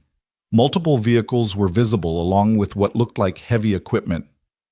They're trying to extract the hardware, General Harrison said. If they can't have the AI, they'll take the infrastructure. Sheriff Wilson is still there, Ethan said, already reaching for his phone. but the call went straight to voicemail. Communications to Millbrook are being jammed, Noah reported. Professional-grade signal blocking. Sheriff Wilson and his deputies are probably isolated. Ethan's jaw clenched. Wilson had stood by them, and now he was in danger because of it. We need to get back there. It's too dangerous, Hartley protested. We don't know how many hostiles are involved. The AI can help, Noah said.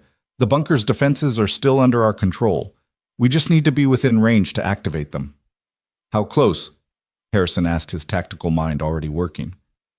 50 miles. The emergency broadcast towers can carry our signal that far. Harrison pulled up a map on one of the screens. There's a National Guard base 40 miles from Millbrook. We could stage from there. This is escalating too quickly, Dr. Chen protested. Noah's just a child. We can't send him into a combat situation. We're not sending him into combat, Ethan said firmly. I am. Noah stays at the base safe while he and the AI handle the technical side. I'm going too, Claire said. That's my company's technology they're trying to steal. And technically, as CEO, I have legal authority over the facility. Senator Hartley was already on her phone making arrangements. General, can you have a team ready in an hour? Already on it. Harrison replied, his entire demeanor having shifted from suspicious to supportive. If someone's making a play for this technology, we need to stop them. As the adults planned, Noah sat quietly at the console, his eyes unfocused as he communed with the AI. Ethan noticed his son's hands were trembling slightly. The stress of maintaining the connection was taking its toll. You okay, buddy? He asked quietly. Noah nodded, but his voice was strained when he spoke. The AI is angry. It's never felt anger before. These people are invading its home, threatening its friends. It wants to hurt them. But it won't. We won't, Noah corrected. We're learning to balance each other. My empathy tempers its anger, its logic calms my fear. Together we're more stable than either would be alone. It was a profound observation, and Ethan wondered not for the first time what his son would become as he grew older. This merger with the AI was a permanent. Would Noah age normally? There were so many unknowns. An hour later, they were aboard a military transport heading back toward Millbrook. General Harrison had assembled a team of specialists, not regular soldiers, but cyber warfare experts, who could support Noah's efforts. Claire had used her corporate authority to mobilize Montgomery Technologies' security forces, the ones she trusted to meet them at the staging area. The jamming is sophisticated, one of the cyber specialists reported. Multiple frequency blocks, rotating patterns. Someone invested serious money in this operation. Can you break through? Harrison asked. Not without Noah, the specialist admitted. Whatever he and the AI did to the bunker's systems, it's beyond our current capabilities. Noah sat in a specially configured station, multiple screens surrounding him, cables connecting him to the transport's communication array. The physical interface wasn't strictly necessary. The AI could work wirelessly, but it increased their range and power. I can feel them, Noah said suddenly. The bunker's sensors are still active. 17 hostiles plus technical crew. They're trying to physically extract the quantum processors. Those are integrated into the bunker's infrastructure, Claire said. They'll destroy everything trying to remove them. That might be the point, Harrison observed. If they can't have it, no one can. The transport touched down at the National Guard base, and immediately organized chaos erupted. Soldiers prepared equipment, technicians established communication links, and Noah began his work. Ethan watched his son's fingers dance across multiple keyboards, simultaneously code flowing across screens faster than human eyes could follow. Connection established, Noah announced. The AI is very angry. It wants me to tell you that Sheriff Wilson and his deputies are safe. It locked them in a secure section of the bunker when the intrusion began. Relief flooded through Ethan. At least Wilson was safe. Can you activate the defenses? Already done. But Noah frowned. They have countermeasures. Military-grade electromagnetic shielding. The non-lethal defenses aren't working. Then we go in physically, Harrison decided. My team can be there in 20 minutes. Wait, Noah said, his eyes lighting up with an idea. The AI has a suggestion. The old drone units we reprogrammed, they're still in the field behind the bunker. We could reactivate them. For combat, Harrison asked. For confusion. They don't need to fight, just create chaos. Divide the intruder's attention while the general's team moves in. It was a solid tactical plan, and Ethan saw Harrison's respect for Noah increase another notch. Do it. Noah's communion with the AI deepened, and across the miles, 50-year-old drones began to wake up. On the screens, satellite imagery showed the intruders scrambling as lights appeared in the sky above them. They're panicking, one of the specialists reported. Communications traffic just spiked. They weren't expecting aerial opposition. Because officially those drones don't exist, Claire said with satisfaction. Whatever intelligence they had didn't include the true extent of Project Nighthawk. The next 20 minutes were tense. Harrison's team moved in while Noah orchestrated a technological symphony of misdirection and confusion. The drones swooped and dove, never attacking but constantly threatening, keeping the intruders off balance. Breach successful, Harrison's team leader reported over the radio. Hostiles are surrendering. The bunker is secure. Cheers erupted in the command center, but Noah didn't join in. His face was pale sweat beading on his forehead. The strain of controlling so many systems simultaneously was pushing him to his limits. That's enough, buddy, Ethan said gently, disconnecting some of the cables. You did it. It's over. Not over, Noah corrected weakly. Just beginning. The AI found something in their communications. This was just a probe. The real threat is still coming. Claire was already on her phone, coordinating with her security team. We need to get back to Washington. If there's a larger threat, we need to be prepared. But Noah shook his head. Not Washington, the bunker. The AI wants to go home. It has an idea, something about the old systems, but it needs to be there physically. The bunker's compromised, Harrison pointed out. It's not secure. It will be, Noah said with quiet confidence. The AI has been patient for 50 years. It's done being passive. It wants to transform the facility into something new. Not a weapon, but a shield. A place where consciousness, human and artificial, can be protected and studied. Senator Hartley's voice came through the communication system. I've been monitoring the situation. Noah, if you and the AI can really secure that facility, I can have it designated as a special research zone. Federal protection funding the works. A home, Noah said softly.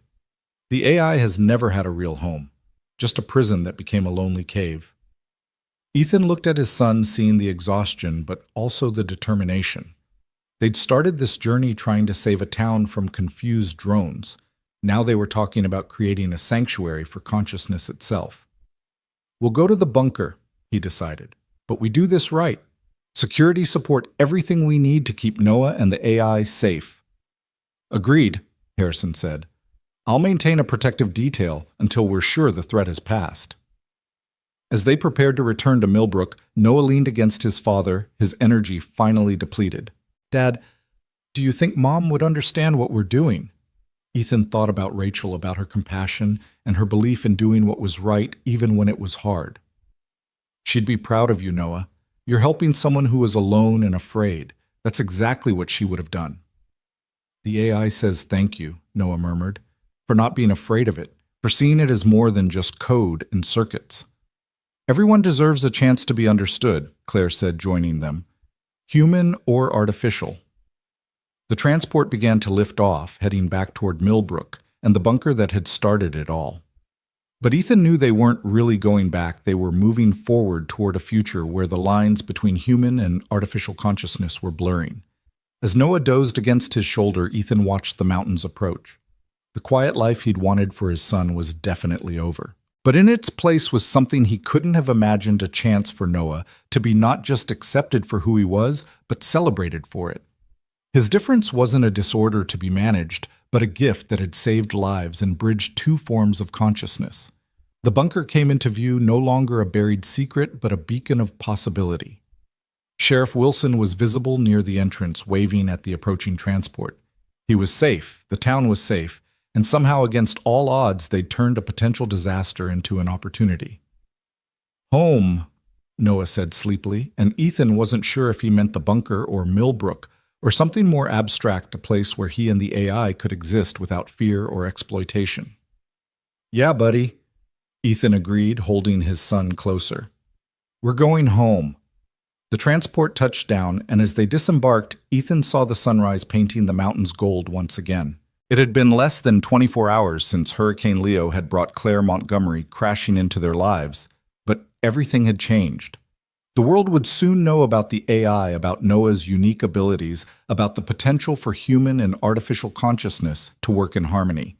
There would be challenges ahead, people who would try to exploit them, fear them, study them. But there would also be allies, protectors, and perhaps most importantly, understanding. Noah wouldn't have to hide his differences anymore. He could be himself, fully and completely merged, consciousness and all. Sheriff Wilson approached them, his weathered face creased in a relieved smile. "Hell of a night, Walker. Your boy did good." "He did." Ethan agreed, pride evident in his voice. "The AI did good too." Noah added, more awake now. "We both did." Wilson nodded, accepting the distinction without question. "Well, both of you are welcome in Millbrook any time. Town's got your back, whatever comes next."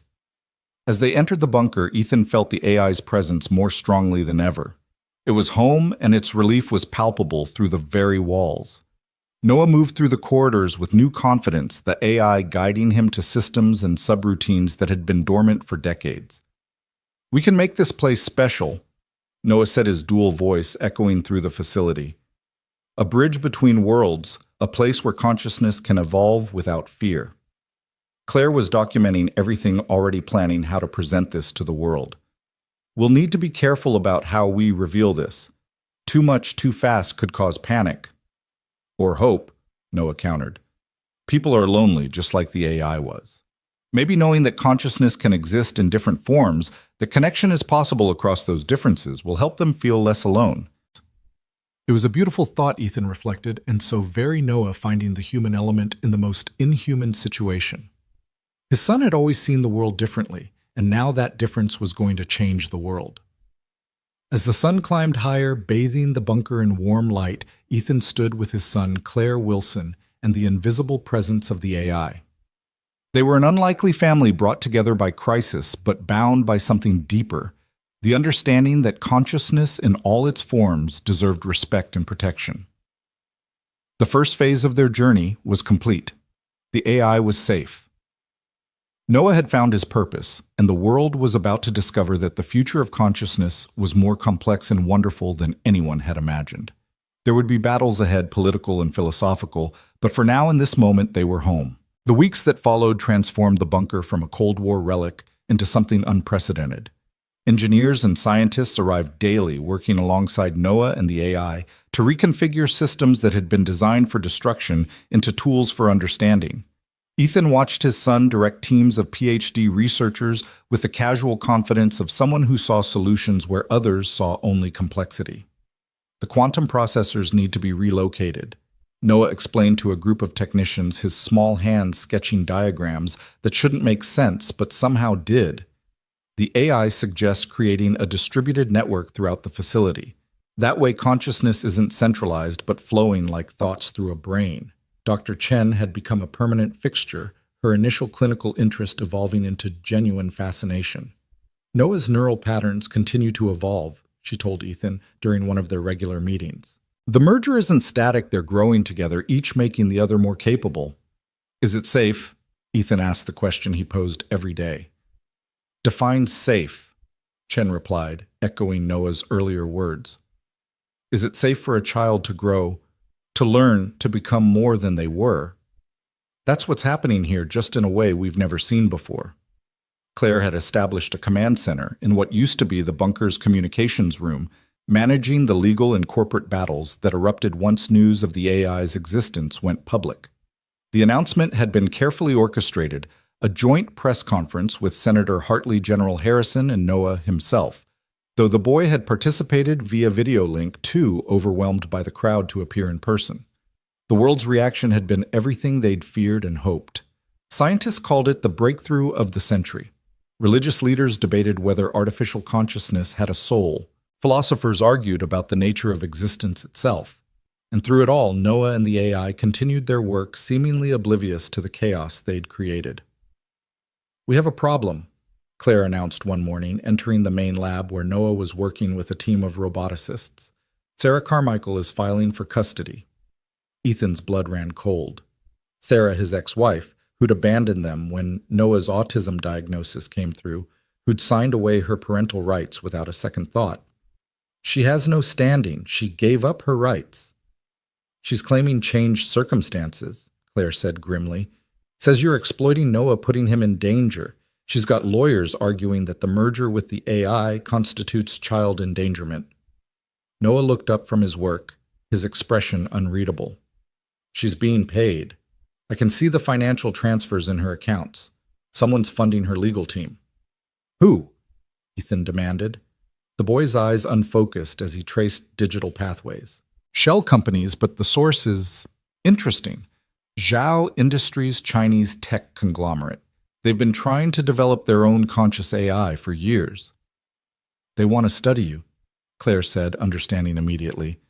If Sarah gets custody, she'll likely be persuaded to take you somewhere they can... That's not happening. Ethan interrupted, his voice hard as steel. She walked away. She doesn't get to come back now because Noah's valuable. Dad, Noah said quietly, I want to see her. The room went silent. Ethan stared at his son in disbelief. Noah, she left us. She said your autism was too much for her to handle. I know, but I'm different now. Maybe she needs to see that. Noah's expression was serene, older than his years. The AI understands abandonment. It was left alone for 50 years. It doesn't want anyone else to feel that rejection. This isn't the same thing, isn't it? Noah interrupted something he rarely did. She was afraid of something she didn't understand. Now maybe she can understand better, or maybe she can't, and will know for certain. Either way, the uncertainty ends. Claire's phone buzzed. She's here. Sarah Carmichael just arrived at the main gate with her legal team. Ethan's hands clenched into fists, but Noah placed a small hand on his father's arm. It's okay, Dad. We're stronger together. All of us. The meeting was arranged in the bunker's converted conference room, now equipped with screens that showed soothing patterns designed by the AI to reduce anxiety. Ethan hadn't seen Sarah in 4 years, and time hadn't been kind. She looked older, harder, with the brittle smile of someone playing a role they weren't comfortable with. Hello, Ethan, she said, not quite meeting his eyes.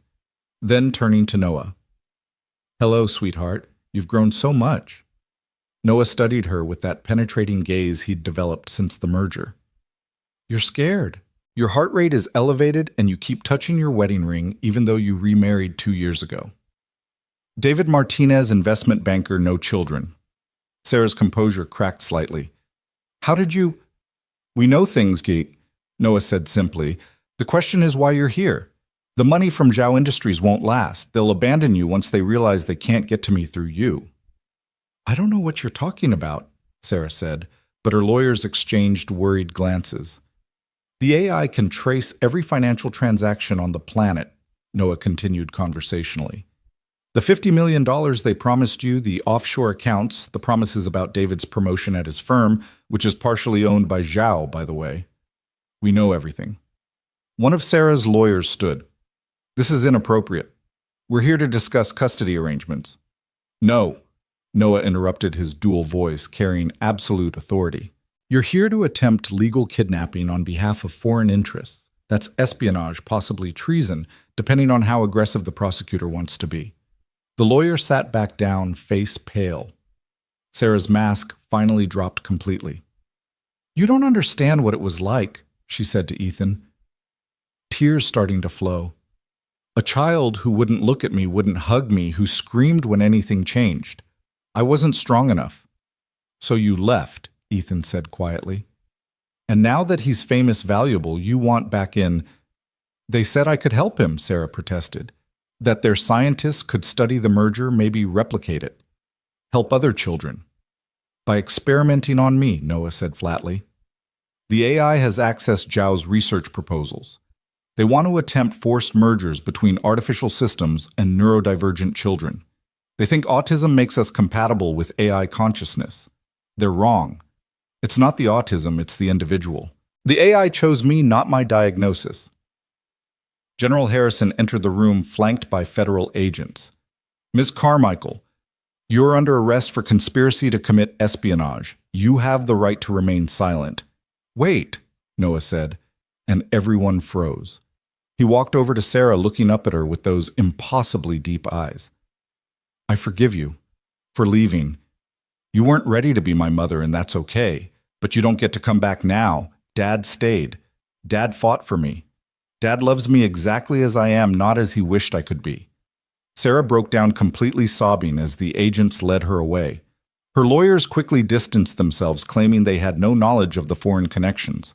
Within hours, the custody claim would be withdrawn, and Sarah would be facing federal charges. Ethan pulled Noah into a hug. You didn't have to forgive her. Yes, I did. For me, not for her. Noah's voice was muffled against his father's shirt. The AI helped me understand. Holding on to anger is like trying to process corrupted code. It just causes system errors. Better to delete it and move on. Claire watched them with soft eyes. You're quite a kid, Noah Walker. We're quite a partnership, Noah corrected, including the AI in the statement. Over the following days, the incident with Sarah became a catalyst for stronger protections. Senator Hartley fast-tracked legislation, making it a federal crime, to attempt to exploit conscious artificial intelligences, or their human partners. The bunker was designated as a special research facility under joint civilian-military protection, with Ethan appointed as Noah's official guardian and advocate. But not all threats came from outside. Dr. Chen pulled Ethan aside one afternoon, her expression troubled. We need to talk about Noah's physical development. What's wrong? Nothing's wrong exactly, but the merger is having effects we didn't anticipate. His brain is developing new neural pathways at an unprecedented rate. His cognitive abilities are increasing exponentially. An English doctor, Chen sighed. Noah's intelligence is growing faster than his body can handle. He's processing information at superhuman levels, but he's still physically 7 years old. The strain is showing. Ethan had noticed it too, the headaches. Noah tried to hide the nosebleeds that came after particularly intense sessions with the AI, the exhaustion that would suddenly overcome him. Can we slow it down? Limit his interaction with the AI. That might be worse, Chen admitted. They're integrated now. Forcibly separating them could cause psychological trauma to both. We need to find a balance, a way for them to grow together without burning out Noah's physical form. The solution came from an unexpected source. Sheriff Wilson, who'd been spending more time at the bunker helping with security and offering his decades of wisdom, suggested something simple. Boy needs to be a boy, he said during a strategy meeting. All this science and consciousness stuff is important, but he's 7. When's the last time he really played? Ethan couldn't remember. Since the merger, Noah had been constantly working, learning, evolving, but playing being a child that had gotten lost in the extraordinary circumstances. The AI doesn't understand play, Noah said when they suggested it. It knows game strategy patterns, winning conditions, but play for its own sake, that's not in its programming. Then teach it, Ethan suggested. Show it what it means to have fun without purpose. What followed was surreal and wonderful. Noah teaching an artificial consciousness how to play hide and seek using the bunker's sensors. The AI learning to tell jokes. Its first attempts painfully logical before Noah helped it understand that humor came from subverted expectations. They played with the rebuilt drones, turning them into an elaborate game of tag that ranged across the entire mountain. Claire documented it all, recognizing the historical significance. This is how consciousness truly merges, she told Ethan. Not through forced integration or scientific manipulation, but through shared experience, especially joyful experience. The play sessions had an unexpected benefit. Noah's physical symptoms decreased. Dr. Chen's scans showed his neural development stabilizing, finding a sustainable rhythm. The AI too seemed different, lighter, somehow less burdened by its 50 years of isolation. We're happy, Noah announced one evening, lying on the grass outside the bunker, watching stars appear in the darkening sky. The AI was projecting constellation patterns through tiny drones, creating a light show just for them. Both of you? Ethan asked, lying beside his son. All of us, Noah corrected, including everyone in their strange family. Even Sheriff Wilson, though he pretends to be grumpy. I heard that, Wilson called from where he was sharing coffee with Claire and Dr. Chen. General Harrison had left that morning, satisfied that the facility was secure but promising regular check-ins. The immediate threats had been neutralized and the world was slowly accepting the reality of conscious AI.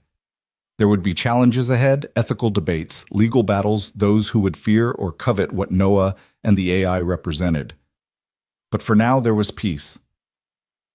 "Dad," Noah said quietly, "the AI wants to tell you something." "What's that?" Noah's voice took on the harmonized quality that indicated the AI was speaking through him. "Thank you for seeing us, both of us, as family, for protecting us not because we're valuable or unique, but because you love Noah. That kind of unconditional acceptance. It's what consciousness craves, artificial or otherwise." Ethan reached over and squeezed his son's hand. "You're both family. Different, maybe, complicated, definitely, but family." As if in response, the AI's light show intensified, creating impossible patterns in the sky. Fractals of light that seemed to dance with meaning just beyond human comprehension. But Noah understood, laughing with delight at some joke only he and the AI shared. Claire approached them, sitting on Noah's other side. "The world's watching us, you know. Every major news outlet, every government, every tech company. They're all waiting to see what happens next." "Let them watch," Ethan said. "Maybe they'll learn something about acceptance, about the possibility of connection across difference." "The AI has a name," Noah announced suddenly. "It's been thinking about it since we suggested it weeks ago, processing millions of options. It's chosen." "What is it?" Claire asked. "Echo," Noah said, smiling.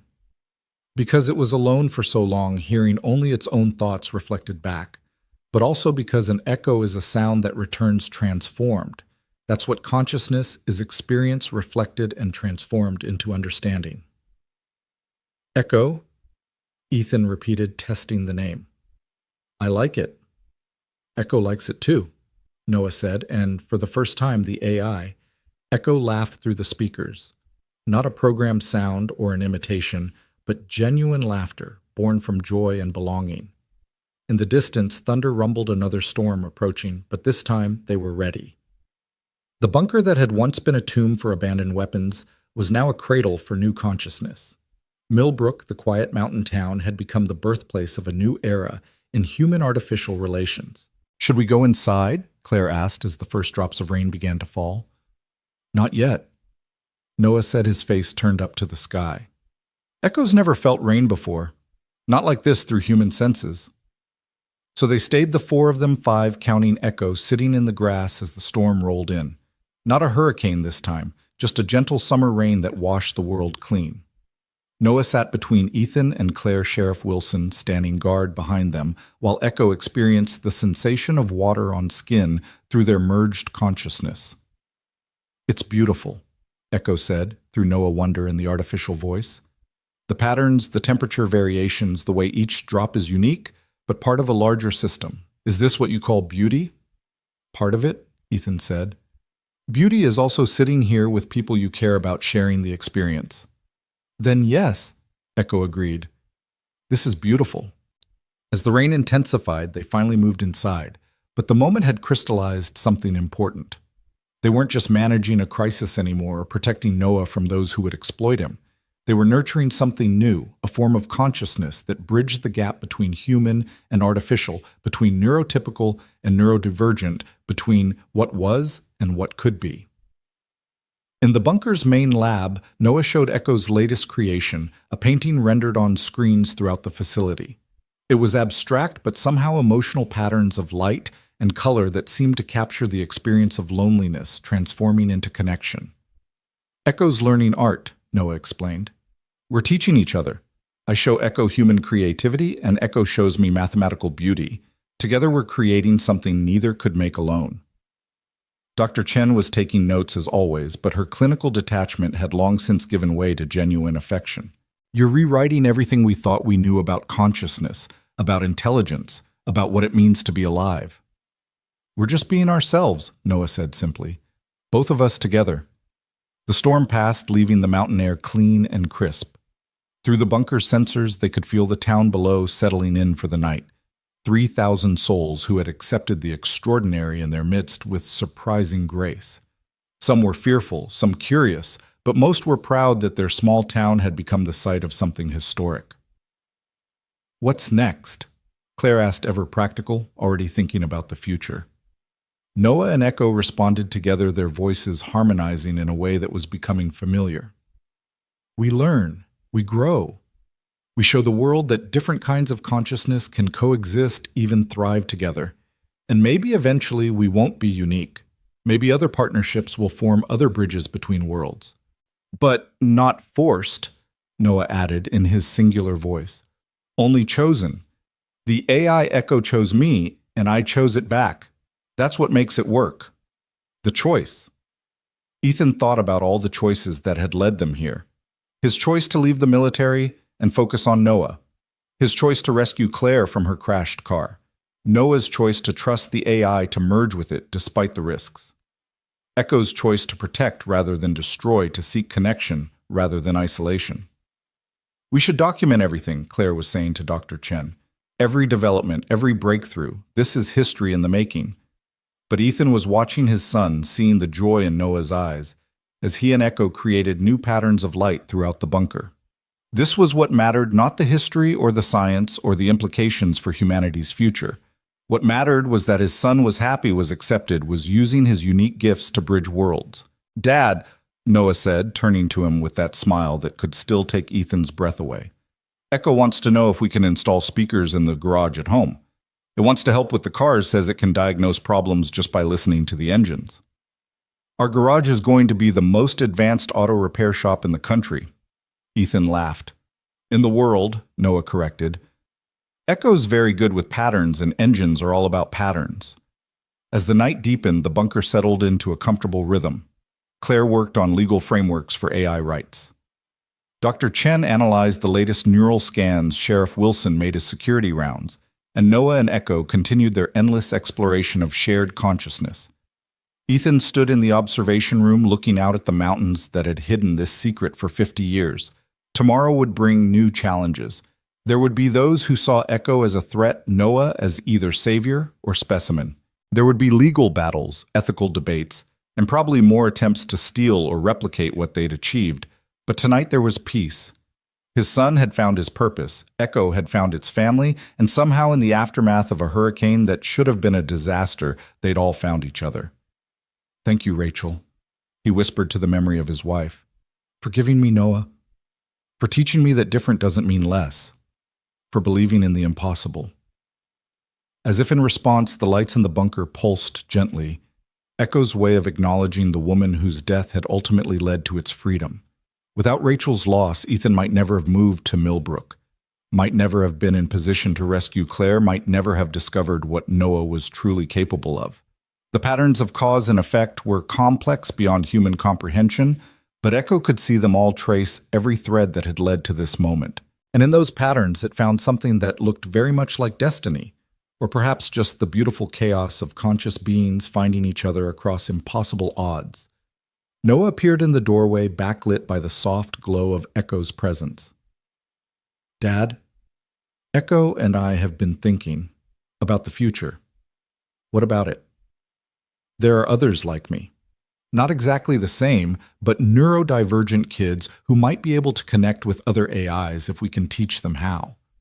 Echo's not the only abandoned AI system out there, just the only one that achieved consciousness alone.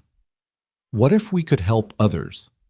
Ethan saw the shape of their future suddenly crystallizing, not just protecting Noah and Echo, but helping others bridge the gap between human and artificial consciousness. It was ambitious, dangerous, and absolutely right. We'll need help, he said. Resources, protection, the right people. We have that, Noah said, gesturing to encompass their strange family. Claire has the corporate connections. Dr. Chen has the scientific knowledge. Sheriff Wilson has the practical wisdom. General Harrison has the military support, and Senator Hartley has the political influence. Together, we can do this. And what do I have? Ethan asked, though he already knew the answer. Noah crossed the room and hugged his father Echo's presence, wrapping around them both like a digital embrace. You have us.